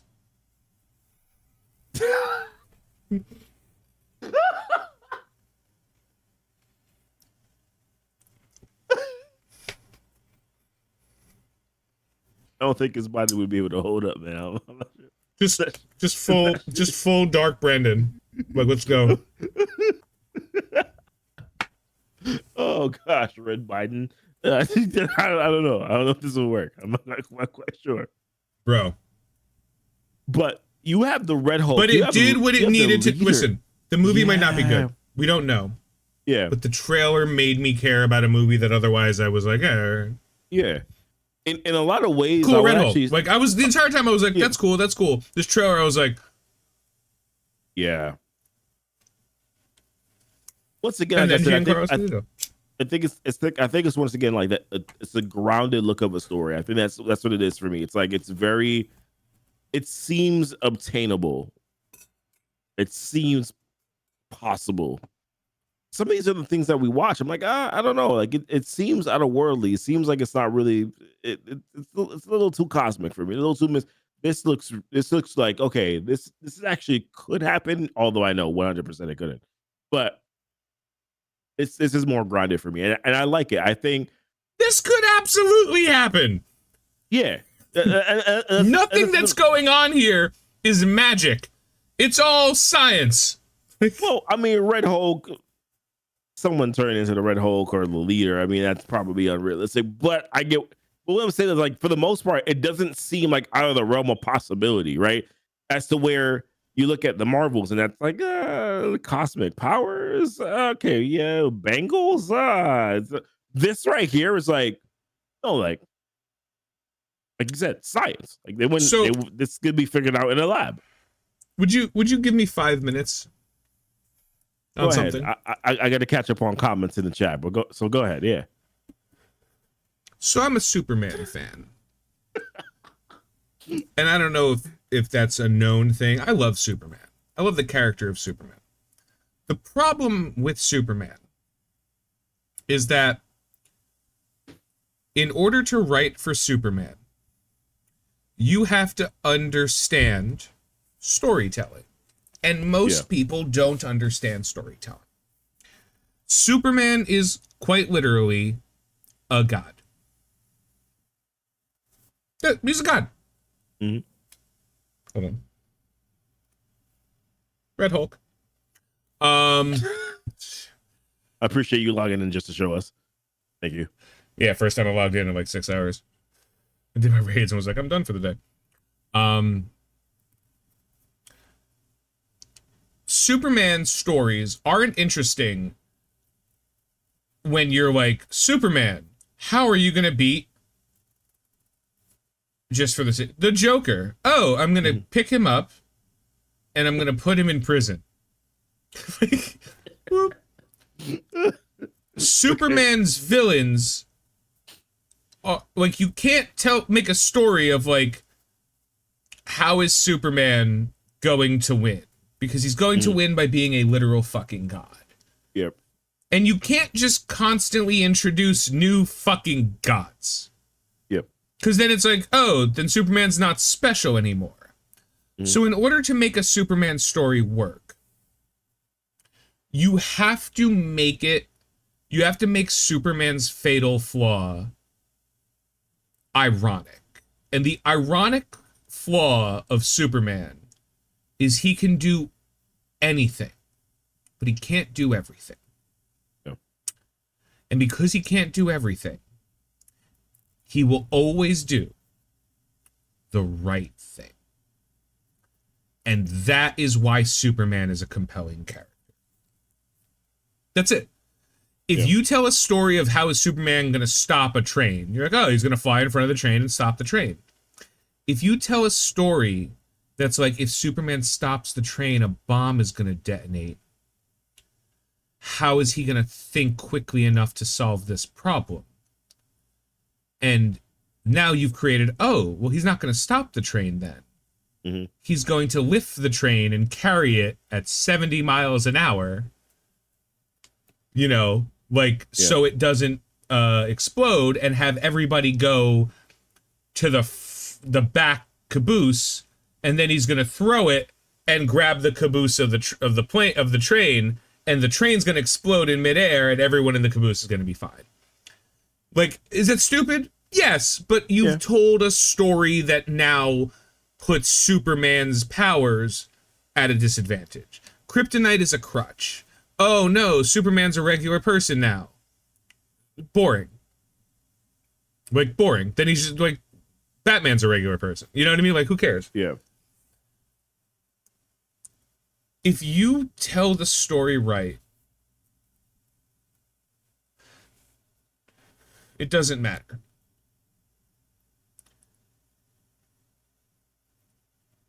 Captain America Brave New World is appearing to want to tell the story right. Yeah. So it's down to earth. It's reasonable. It's something we all understand. The threats are metaphors. Yeah. Metaphors for what? You pick. Fill in the blank. I don't give a shit. But the threats are metaphors. And they're not heavy-handed metaphors. Yeah. They're just Winter Soldier. What's the metaphor? Well, you gotta be a little bit careful about absolute power. Civil War, who do you give control of you? Who are you willing to give up your rights to? Yep. Right? And the answer should be nobody. The answer should always be nobody. You should never Yep. be willing to give up your rights. You should be willing to discuss it. Especially if you're in situations of advanced power. Mm. I think I'm not worried about them hitting that mark on this, but they have missed it before. Oh yeah. Captain Marvel is a god, and they have failed to produce problems that she can't solve by being a god. Yeah, correct. So instead, they solve. They just say she didn't do it, which makes her an idiot. Yeah. Now we have an idiot god. That's not good. Mm. We also have Gaia with everyone's powers. The most powerful hero in the universe. You said hero. Oh, never mind. Powerful character in the universe. I forgot she's technically not really a hero. She's more of an anti-hero. I think the Shield's getting the adamantium upgrade, bro. You think so? Uh-huh. That shield Hulk better than vibranium? Yes. One of the things I gotta say is I love how the shield looks. It looks like it's had some bruises on it, and they've He's kept those bending bruises. It's perfect. Yeah, it is. For anyone who doesn't know, Red Hulk, Mm-hmm.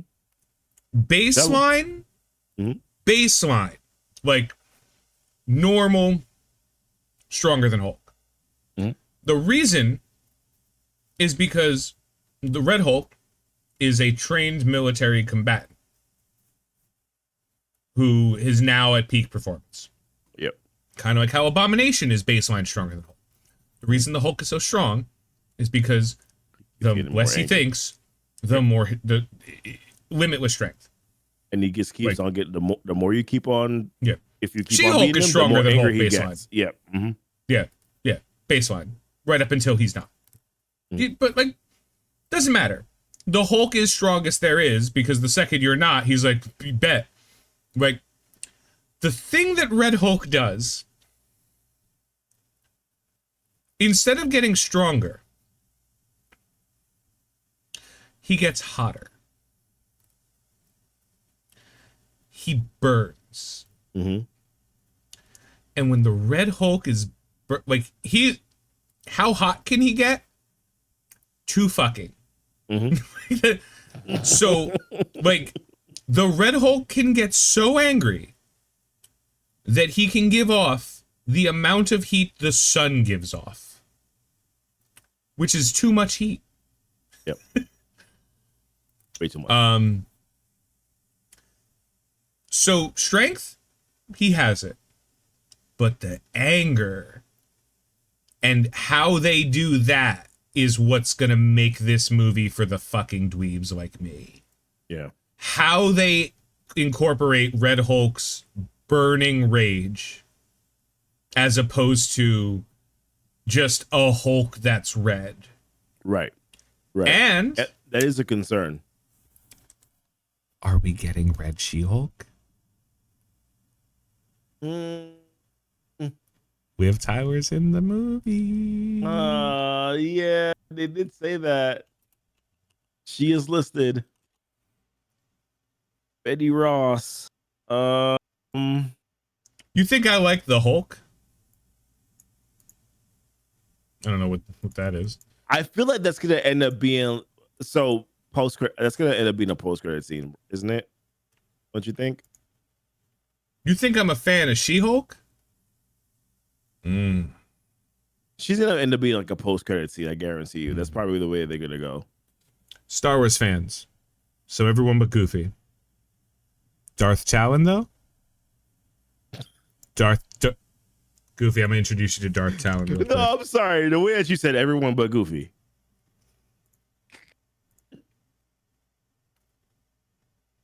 Darth Talon.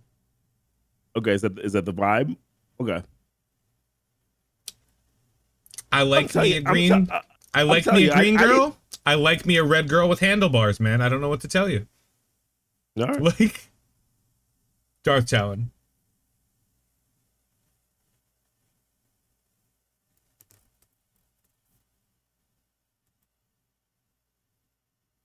Darth Talon. Hold on.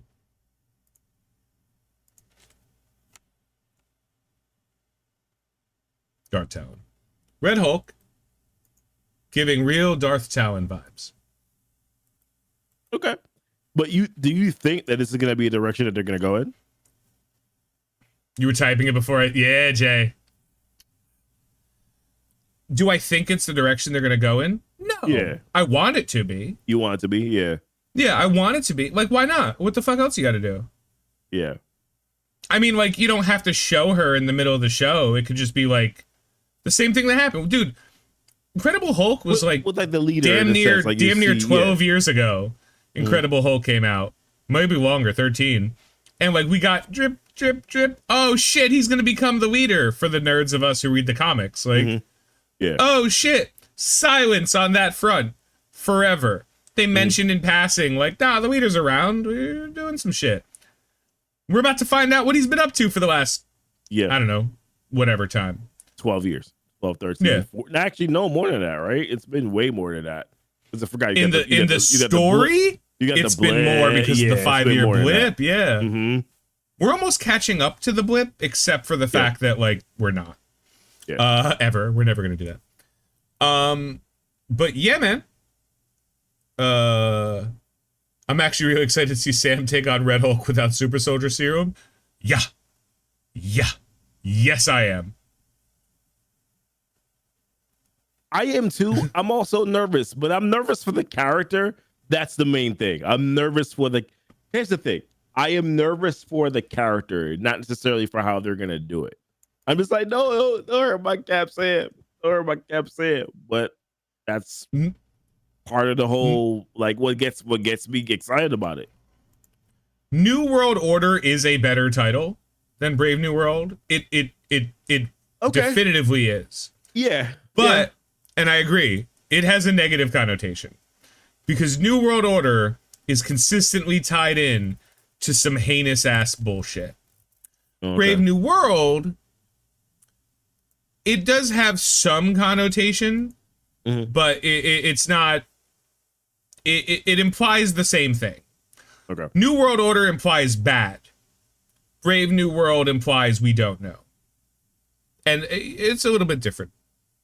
I don't know. I think it's a normal size hand and a tiny shield. Perfect. Yeah. Yeah. I do too, Jay, but like there are connotations for New World Order that is historically got some dabs of bigotry weighing around it. But yeah, man. So like Captain America Brave New World, Agatha trailer got me like, oh, okay, cool. Captain America Brave New World was like, I previously didn't care and now I cared tremendously. Yeah, yeah. Not for what I already knew. Yeah. I didn't care to see the Red Hulk. It was cool. I'm not taking it away. I was like, oh, cool. But I knew it. And I knew it had to be it. Because like Thunderbolt Ross, like it's got to be Red Hulk. What I care the most about is everything. Everything that's happening. We got to wrap up on Tiamat. I was like, whoa. That's the surprise for me. Because I did not, like I said. Makes sense now that Tiamat was mentioned in the She-Hulk show. Yeah. I do want to know, right? What's Scar doing? I'm kidding. I don't really fucking care. When you said Scar, my initial thought was Scar from Lion King, of course. But yeah, same page. Of course. However, hold on. No, this movie. No, I'm clearly talking about this chunk. No, I know you're talking about that Jamoke, but I thought that was the meme, the joke, so therefore I moved on away from it. Who, by the way, this looks like Robbie Amell. Hold on. Let me go side by side with Robbie Amell. I've never read any comic with him. I heard that he's like potentially kind of a cool character, but Scar's the shit. Yeah, Scar's awesome. Okay, so here's a picture of Robbie Amell. Right? Yep. I'm gonna try to get it side by side. That's pretty good. That's pretty good. Who plays Scar? Then CGI? CGI and worst haircut ever? Like, I don't know. Oh my gosh. Here's my, and him casually, here's my son. I'm like, huh? I like Smart Hulk. I'm done. Yeah, he was also in there was a show about the Hulks. I don't remember what it was called. It was fucking great. He was in Scar was in it? Okay. I think it was called, oh god, what was it called? Hulk cartoon. No. Google did not interpret what you decided. Yeah. You failed it. 2010.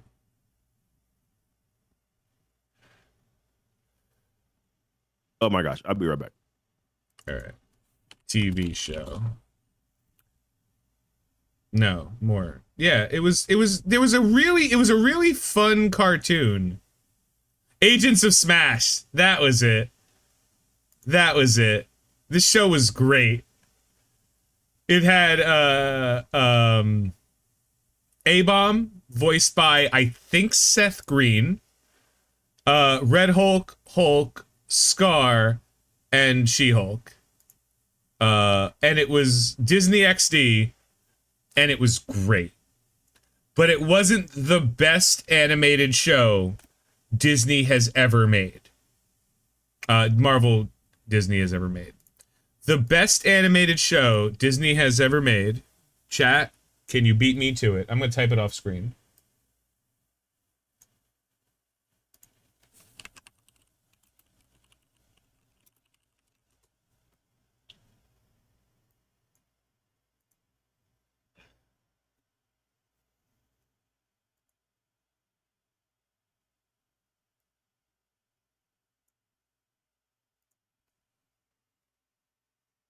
Earth's Mightiest Heroes. They canceled this show. I am not even pretending. The official reason they canceled this show, and the reason why I have no faith in Disney to ever do anything good, and I'm pleasantly surprised when they do. The official reason they canceled this show is they were upset. Not them.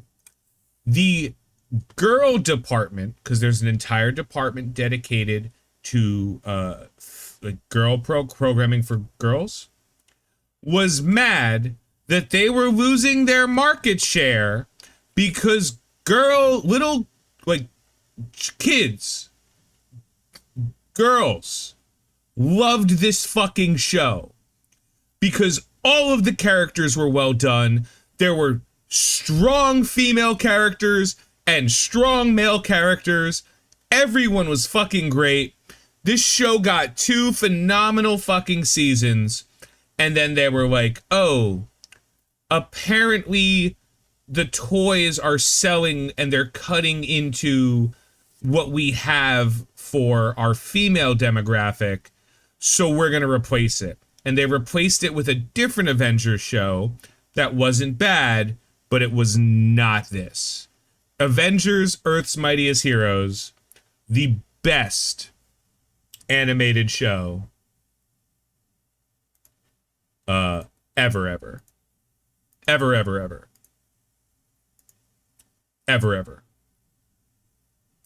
Oh, and the show was called Hulk and the Agents of Smash, the one I was talking about before, Goofy. Oh, okay. All right. Hulk and the Agents. I heard about that show before. Yeah, it was fun. It was very fun. I don't think I've ever watched it, though. No, why would you? Like, you'd have to know about it. So I'm one of those guys, like, the second I see, like, an animated thing pop up on my random shit, I'm like, fuck it. So, like, I watch every Batman, every DC animated thing that pops up. If they're like, yeah, we did this thing. Every Constantine, like, yeah, I'm gonna watch it. Like, yeah. What's the worst that could happen? And then we saw, like, the the Batman better than OG Batman TAS? No. I'm talking about for like Disney did. Nothing's better than OG Batman TAS. What? OG Batman TAS led to the Batman Superman Adventures, which led to Justice League, which led to Justice League Unlimited. It was like an animated show that led to like 14 seasons of television, and everyone was phenomenal. Like, no, it was amazing. Yeah. Batman TAS, and honestly, you can watch Batman TAS now and you'll be like, oh, it's a little slow. The pacing is bad in the first season. Then you get to the second season, you're like, oh. Watch it. And just in case anyone's wondering, Batman TAS, Batman Superman Adventures, Justice League Unlimited. 14 seasons total, I believe.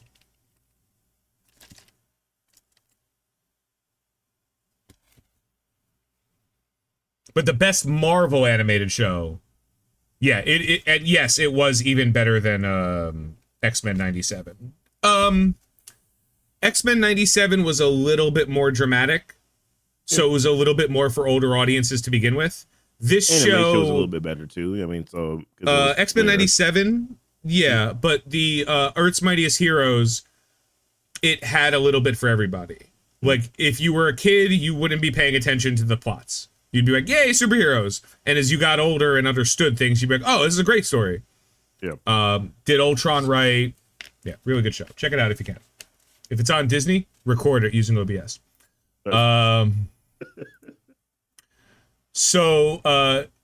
I think we're good on Captain America, so I'm going to move to the only thing that Deadpool we're talking about, which is this picture. This is amazing. I love it. Yeah. So we have Deadpool, we have Blind Owl, we have Colossus, we have what appears to be Shatterstar. I don't know who Zappy Zaps is. Are those? Oh, I thought those were claws. All right, that was wrong there. No. This like I don't know. I don't think Negasonic has that power. This is no. There's Rusty. There's Shatterstar. Okay. So that must be Negasonic. Is that Kimiko? That might be Kimiko. And then of course this is what's his name? Doug? Rob? This is the the guy. No. The Weasel? No. The random guy who had diabetes. Peter. Okay. Yeah, it's Peter. Yeah. There's a chimichanga. My Other Ride Is Your Mom. Yep. TVA. The X-Jet. The Blackbird.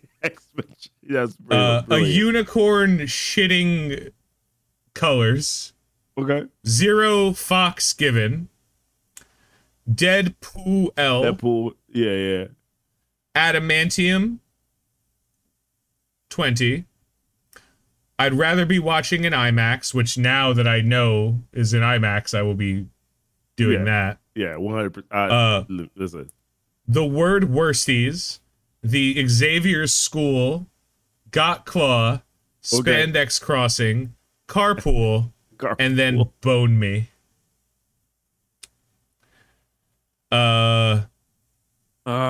We love you. Conservatively speaking,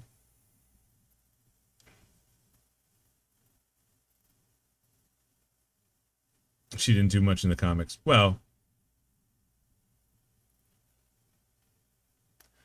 how much do you think this costs to make? Like this logo. I'm pretty terrible at being able to judge that. I have no idea. Let's say a team of 3 people, after getting approval and multiple iterations, took 2 weeks to make it, right? Yeah. This logo, assuming that team existed already and you didn't just hire outside, probably represents this random piece probably represents $20,000 to $30,000 of cost, right? Really? Like, because that in salaries. Like you have people on site, you have people in meetings, you have approvals, you have time. Just in 2 weeks worth of work to kind of like, this is what we want. To make, like Ryan Reynolds didn't make it. He probably was like, let's just do something like this. How does this look? He's like, oh, it's great. You know, like checks and balances, everyone confirming, passing through. We'll say it cost them this didn't actually cost them $20,000, but like in man hours, right? Like $20,000 worth of man hours, we'll say. Right? This one piece is more valuable than any advertising I've seen for any Marvel movie in the last 2 years. Okay. It's stupid, it's fun, and it works. Though. It's very specific too, though. Well, yeah, but like because it's Deadpool. I'm just saying, like, how many billboards, how many graphics have you seen? Like this one, right? Yeah. This probably costs less. They're like, we're just gonna do a shield with Hulk hands around it. Figure it out, nerds. You know, and they've got some iterations on it.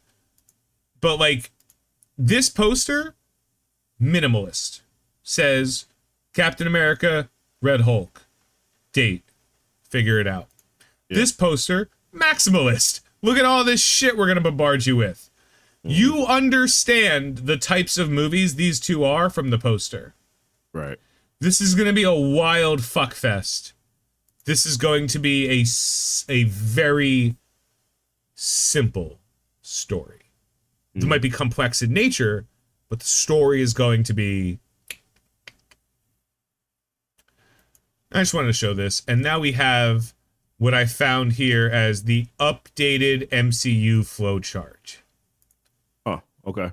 So, we're gonna start. I don't know what's happening here. We have Madam Web attached to nothing, which is a little bit off from this, but I'll zoom out, because it's a very large flowchart, and I don't know. I was gonna say it's a very big flowchart. Yeah, it's very large flowchart. So you can't even see Madam Web, which is good because it's, see where my mouse is now? It's off the screen. Who wants to see that in the first place? But okay, yeah, that's fine. Yeah. X-Men, X2, X-Men The Last Stand, the Wolverine, to the left of that is Origins Wolverine, to the right is First Class. All this leads to Days of Future Past. Then we have Logan, Deadpool, X-Men Apocalypse, all taking place in the same time. Deadpool 2, Dark Phoenix, which isn't a real movie, and the New Mutants, which I don't even remember seeing it. We have the 2 Spider-Man movies, which are literally just off screen. Iron Man, this is kind of like a storyline flowchart. Iron Man 2 and Incredible Hulk take place roughly the same time. Captain America, First Avenger, and Thor take place roughly the same time. Agent Carter, great. The Avengers, I think I could zoom in a little bit here, but I don't know if it's gonna make sense to. Yeah, okay. That's fine. Iron Man 3, Winter Soldier, and Thor the Dark World all take place roughly the same time. Avengers Age of Ultron takes place at the same time of Guardians of the Galaxy. Ant-Man, I Am Groot takes place and I Am Groot Season 2 take place at this time because the Guardians of the Galaxy did happen at a different time than everything else. It wasn't in order. Spider-Man Homecoming, Doctor Strange, Black Panther, and Guardians Volume 2 all took place roughly the same time. Thor Ragnarok, Avengers Infinity War, Ant-Man the Wasp, Captain Marvel. Correct, both of these movies took place. Actually, I think Ant-Man and the Wasp took place right before Infinity War, but the end scene happened, which is like weeks after. Yeah. The end scene happened after, so I don't really know if that's right. And then there's Endgame, which we know was kind of the end of that entire run. Now we have Moon Knight, Loki Season 1 and 2, Werewolf by Night, Far From Home, Ms. Marvel, Thor Love and Thunder, Black Widow, which is, I don't know why it's here, so I'm not quite sure what this flowchart is telling us. I think what it's trying to tell you is watch order to understand what's happening. Yeah, because Black Widow. Black Widow technically happened before, but the Yeah. information in it doesn't matter until after. I guess that's fine. And you have to see Black Widow before you see Hawkeye if you want to understand who Yelena is and why she's going after Why she's him. upset. Yeah. Yeah. Same thing. You have to see Hawkeye before you see Echo, and then Shang-Chi and She-Hulk lead into Echo. Mm-hmm. Guardians Volume 3. Then we have Quantumania, which is kicked off to the side. Sorry. It's a really unwieldy fucking picture. Spider-Man. This is the OG storyline. So this is the Spider-Verse. The Sony Spider-Verse right here. Spider-Man, Spider-Man 2, Spider-Man 3. ASM, ASM 2. Venom, and Venom Let There Be Carnage. If you watch all of these movies, Spider-Man No Way Home will make sense. Sorry. If you do not watch all of these movies, Spider-Man No Way Home will make no sense.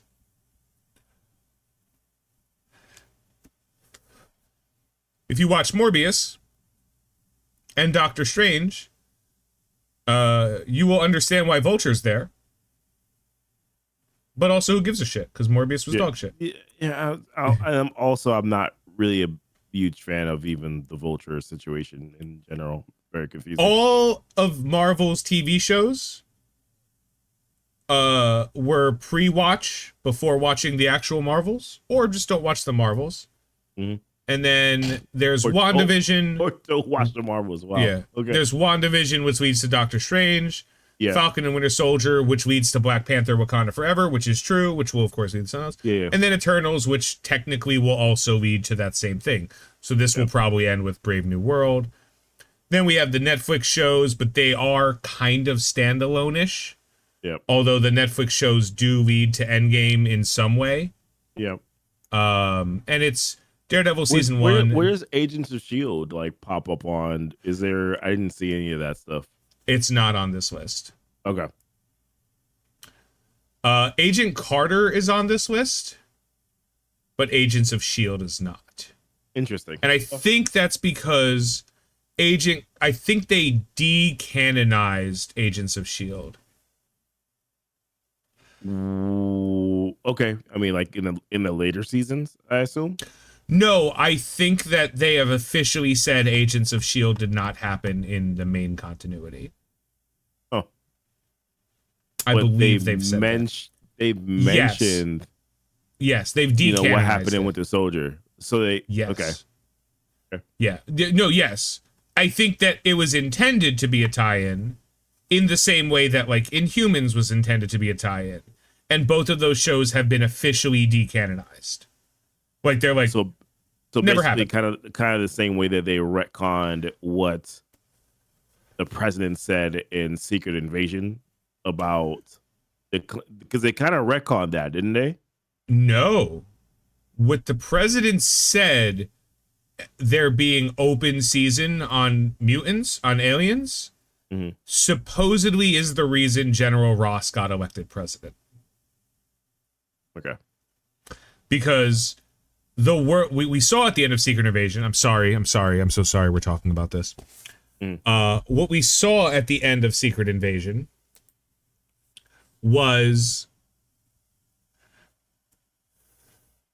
a man telling the world that aliens exist, and then we saw chaos. We saw some Skrulls get killed, but we saw some regular people get killed too because they thought they were a Skrull. And I think that that bringing the world into like an increasingly unsafe place is what led to like leadership being like, you can't be fucking president anymore. Right. You just said everyone shoot people you suspect are Skrulls, which is like insanity. And I think that that's what's going to lead to Ross so that's being kind of like elected. the unraveling of, but in general, kind of also what makes Ross the way that he is and why that there's a battle between him. Well, and it makes Captain sense that Ross would be elected because he was a former Secretary of Defense under the previous president, who was the president from Iron Man 3. And Dermot Mulroney, who was the president after during the blip years, I guess, or something. Yeah. Might have even had two, who knows. But I think that like Ross was the guy who like came in and was like, I've been dealing with superheroes my whole fucking life. You guys done with this shit? Cause I'm done with this shit. And everyone's like, yeah, we're done with this shit. And now, that's where we're at. But like this makes sense in terms of like, you don't have to watch any of these fucking movies. Like you really don't.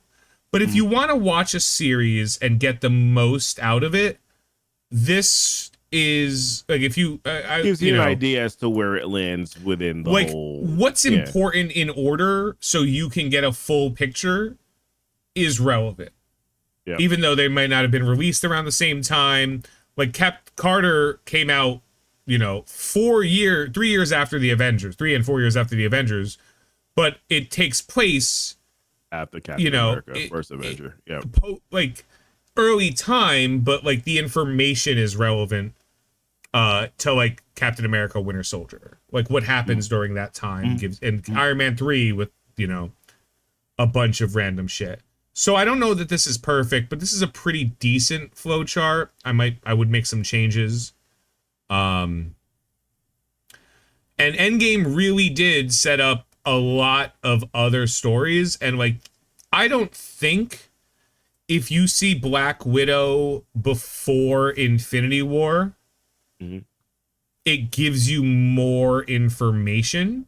You mean before Endgame, right? No, Black Widow takes place before Infinity War. You're right. I believe, yeah, because she's still on the lam, if I remember. But like, I don't think you gain a better understanding of Infinity War by watching Black Widow earlier. No. But I do think you gain a very important understanding of Hawkeye by seeing what happens there, and then of course this is going to lead into Thunderbolts and whatever. But this is just an interesting flowchart.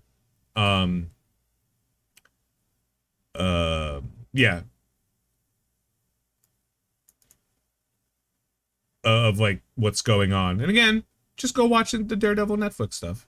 Yeah. It's really good. Because I was gonna say, it's really spot on. So that's it for news. If you want to keep talking about Marvel, we can. If you want to take a segue into something else, we can. Because the only thing we have left is like Marvel Studios, like spoilers and leaks. And most of it is like meh, but we've already talked about 90% of this. Yeah.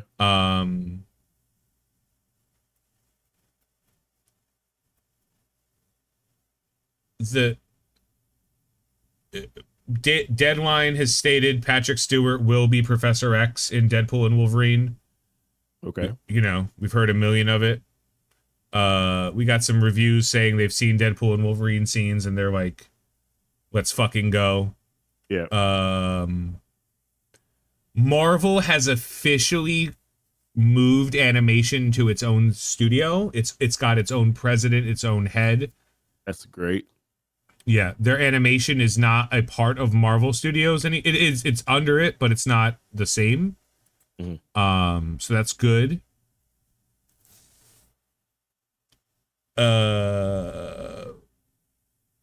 Deadpool has only one post-credit scene. Nothing really insane coming out. I didn't have one. That's interesting that it now has one. Okay. Yeah, and the only other thing of note, and this is personal, so y'all are welcome to whatever you want. Nicolas Cage will portray Ben Reilly in the Spider Noir series. And it's a picture of Batman stabbing a shark with a lightsaber. I thought Nicolas Cage was Spider-Man Noir. He's the voice of Spider-Man Noir in the animated. But they're doing a live action Spider-Man Noir. Okay. And Nicolas Cage, he might be doing both. I don't know. But but I don't know if they're doing a full Spider-Man Noir or if they're doing a live action. Again, Sony's doing this. This will fail. Yeah. Yes. But I just wanted to show the picture of Batman stabbing a shark with a lightsaber. That's fair. Because you might as well, right? Why not? Yep. And now, Goofy. Yeah. Last week you had made some prediction about The Boys because you hadn't watched it, and Correct. It turns out. Well, actually, it was about 2 weeks. I've been talking about this for like 2 or 3 weeks now. Turns out you were right. Yeah. Last week's episode. So the Oh one my we God. didn't talk about. You got the fly? Oh, I Goofy's didn't been going get it. after this fly for like the entire stream. I didn't get him. Okay, well, we're not going to subscribe to the Vulture, so we're just going to leave this up. Guys, nobody subscribe to the Vulture. Damn it, this fly keeps eluding me. All right. Let me go to some stills for this. So the episode that we didn't talk about, last week's episode, Yeah. had some shit in it, right? Mm-hmm. We had some really traumatic stuff happen to Huey. I'm just watching you try to get that fly. Oh God, I moved my lights, so now I have to move them back. Damn it! The fly lands on your microphone. You hit your microphone, it explodes. I don't know if I got him. I know he was on the light. I don't know if I got him. All right, we'll see if that bastard comes back around again. So we got the reveal that Butcher was imagining the guy the whole time, which is cool. Because I didn't know that. Caught me completely by fucking surprise. And if you figured it out, great, you're smarter than me. Like, yeah. Because I was like, nah, that dude's definitely there. That's Jeffrey Dean Morgan, man. They're not gonna showboat us, Jeffrey Dean Morgan. What kept on making me say like he's not there is like every single time when he talked to him, there was nobody else around. No one else was around. And you're not wrong. I was just like, all right, this just seems weird. The one where I started to believe that maybe he was real was when he was in the park. When he was in the park, I was like, well, there are people around ish, right? They're like, so he would have to have seen this. And then, but I also said, Mike, but they're not that close by though. So him talking to himself, somebody could think that he's talking on a Bluetooth phone or something like that. But it just, every single time that he talked to him, I was just like, yo, there's nobody around him. This has to be an hallucination as well. Lo and behold. I have to get cute with this one. Because this picture says The Boys episode without context. And it's PayPal. 6. It's the PayPal logo. Milk. Yeah. What looks like Zendaya and Zendaya. Yeah, she was she was mentioned. Asparagus, candy corn. Okay, candy corn. Okay. Made in Manhattan. And a slice of cake. Yeah, that was disturbing. Episode 6, I'm not gonna lie to you, was one of those episodes where I said to myself, why do I keep watching the show? Because it's good. But I mean, it's not visually appealing. Some of the stuff that happens on the screen, I'm just like, I gotta look in this direction. I can't watch.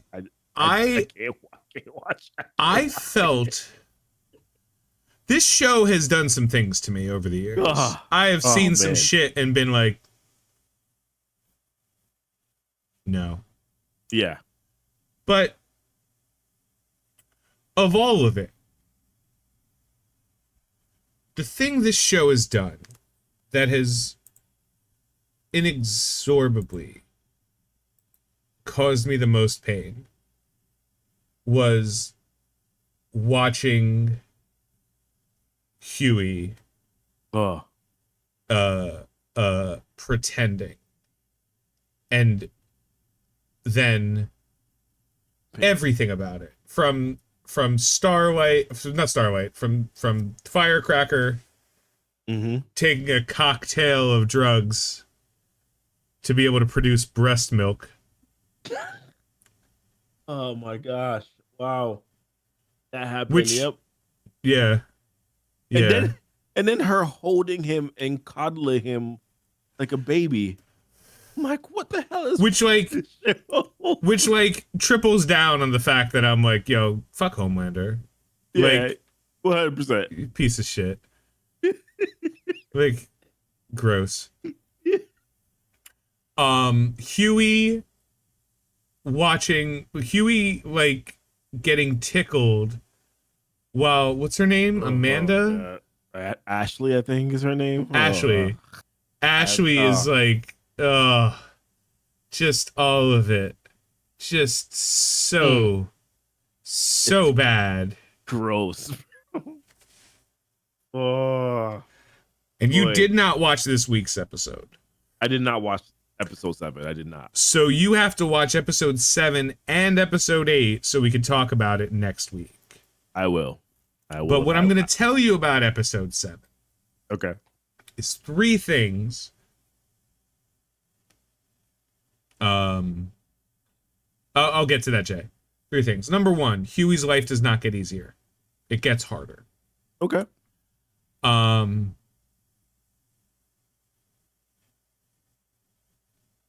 Every, like, Butcher is trying to be a nice person.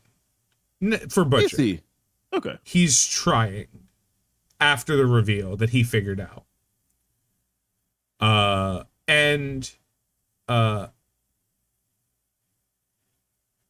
A-Train and Sage.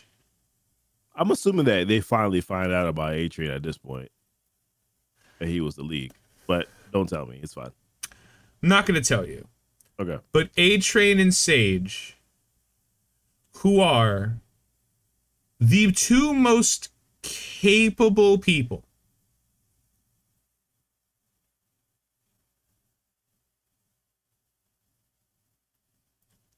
like this season is the fall of Homelander. It has to be. Okay. After this, like, there's no question. Like, it has to be the fall of Homelander. Okay. Homelander is definitely the most powerful Soup. I truly do not believe that Homelander could beat all the Soups. Like, just from like a mental perspective, he doesn't have the mental. I think that, like, there are enough powerful Soups that, like, I think that they're overthinking the process of how, like, I think that given the opportunity, Kimiko, Starlight, and, you know, pick a couple more, like A-Train, yeah. You know, the deep Sage, is kind of useless, but yeah, the Deep's dog shit. Fuck the Deep. Yeah. Like, maybe those are people who can legitimately team up to kick the shit out of Homelander. But he's not that strong. He's not that much stronger. Yep. Right? It just appears that way because of the people he's beating up. And he's very powerful. Like, the only thing we know is that Newman can't pop his head. Yep. Well, and she said she tried. I thought she said that she had to really concentrate to do it. She said that every time she's tried, it's felt like her own head was going to explode. Okay. Like, if Newman could kill Homelander, she would have killed him a long time ago. Got you. Okay. And there were plenty of opportunities. Whether or not she wants to now, totally different. Okay. But you know,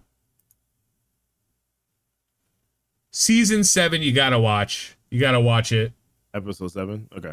Yeah, episode 7, and then we'll be in touch for episode 8. But if you're not watching The Boys right now, you gotta be. So, Jay Trocious, I need an opinion. My buddy has watched the show and asked if he should read the comics. I have and don't know if it's worth it to read the comics after seeing the show. What do you think? I think that if you are asking him, if he wants to know if he should read the comics to gain a better understanding of the show, the answer to that question is no. Very rarely are the comics and the TV shows, even like from manga to anime, very rarely are they true to each other. Things are lost in translation. Things are adapted and changed because of the medium, right? The show is heinous in incredibly different ways. The show changes characters in unique ways. The comic tells stories with the same characters in different ways. So, should he read the comics? The answer is, do you want to see different stories with these characters? If the answer to that question is yes, then say, yeah, go ahead, read them. If he wants to read the comics to gain a better understanding of the characters, it'll actually just confuse him more. I think. But like I said, that's true of a lot of things. We talked about that earlier with like Harry Potter. If you read the books and then watch the shows, you know, the order in which you do it, it might change how you appreciate that stuff. Like, the books are way more detailed than movies can ever be. And movies change things because they can, or they have to, or it's easy to write something that happens and really hard to show something that happens.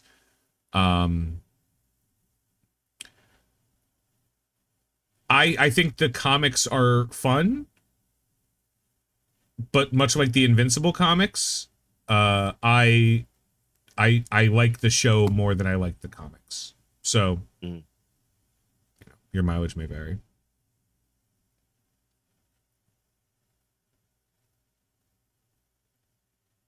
And that's it. We got nothing else to talk about. Yeah. Listen, it's okay. Next week we'll have more to talk about. Next week we have a lot to talk about. Next week is going to be the finale of The Boys. We're going to be 1 week closer to Deadpool.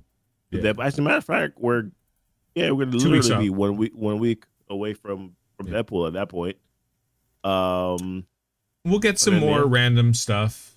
We have what are we having? When is SDCC? August, right? August, right? Yeah. SDCC is August.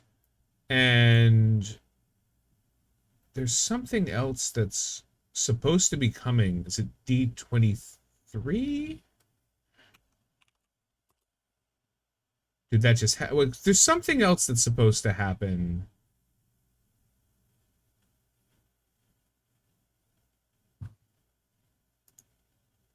In the relatively soon. D23 is August. SDCC dates 2024 is July 25th to 28th is SDCC. Oh wow! I thought so it was August. I was off. No, yeah, okay. So it is roughly the same time. So next week we'll keep up with everything that's going on, but we're gonna have a lot to talk about in The Boys. And the 26th, we probably won't talk much about anything on the 26th because I know people are going to be watching it on that day. We're not going to do spoilers. Yeah, we are going to talk reactions, though. Yeah, we definitely will. Yeah. We might do one of those things where we'll spend some time, for the most part of the stream, like talking about what happened, and then we'll stop and then we'll say like at the beginning we'll be like, listen, the last 20 minutes of this is gonna be spoilers, and I'll put up a red spoilers for Deadpool. So like if anyone does happen to be picking this up on YouTube or something, they'll know not to, and anyone here can absolutely be like, all right, we're gonna fuck off for now, because it'll only be like the last 10 or 15 minutes, and even then I don't even feel like giving. I would only talk about like moments. I wouldn't be like, yo, do you remember when this entire plot of the story? Like do you remember when that incredibly insane reveal happened? That like would have absolutely caught us all by surprise, that we weren't expecting. Like, oh, I don't even know. I can't even think of anything. Sir Ian McKellen was in a gimp suit, you know, something that we're like, what? Did you see how they connected this to? Yeah, but it would be like Strange, whatever. Yeah, but it would be something more like, hey, there are the things that people kind of know were going to happen because of the conversations, especially if you've watched Us. We talked about, like, there's probably going to be a Wolverine Hulk fight. Like, if there is one, be like, dude, this is the spoiler talk. There was a Wolverine and Hulk fight. It was epic. You can't wait for you to see it. Like, I don't want to give you spoilers. I don't like spoilers that ruin something. And that defends for different people. But I think that, like, if you are just like, I want to go into something virgin, you won't even watch a trailer, right? You want to know nothing. And that's your choice, right? Like, I'm not going to take that away from you. I'm not going to, like, tell you, like, Snape kills Dumbledore a week before the book goes live, right? But if I say Snape kills Dumbledore now, it's not a spoiler. You suck at time. You know what I mean? Like, there's a difference. We're gonna really talk about most important things. Jay hit the nail on the head. Ticket sales, what this means for movies. Is this a return to form? Does this live up to the hype, or was it a little bit less? I'm gonna specifically, because I'm probably gonna watch it multiple times, I'm gonna specifically be like, things that worked, things that didn't work. If like not specifics, just like this worked, this didn't, you know? Yeah. Kind of figure it out from there. What else, Goof? Anything else? No, that's it. I mean, that's pretty much basically. I'm looking forward to the movie, but yeah, next week it's really gonna be about. Let's talk about The Boys. The finale of The Boys is coming out next week. Let's narrow that down. Let's get into that really quickly, or not even really quickly. We'll probably spend an hour on that, right? Just I think we lead off next week with The Boys, unless because this week we weren't expecting a Captain America trailer until today. You know, getting my popcorn bucket open in day and watching it later on. Oh, I've already threatened enough people, like popcorn buckets. That's it. All right, well, I'm gonna call it. If you haven't, you know, thanks for hanging out. We appreciate you all. Thank you, guys. Every Friday night on Twitch and Kick, and then the video tends to go live over the weekend. Yeah. That's it. Have a good night. Be safe. As a friend of mine used to say when he went offline, you're beautiful, you're smart, you're funny. And I'm just going to add to that, but you could be better. Yeah.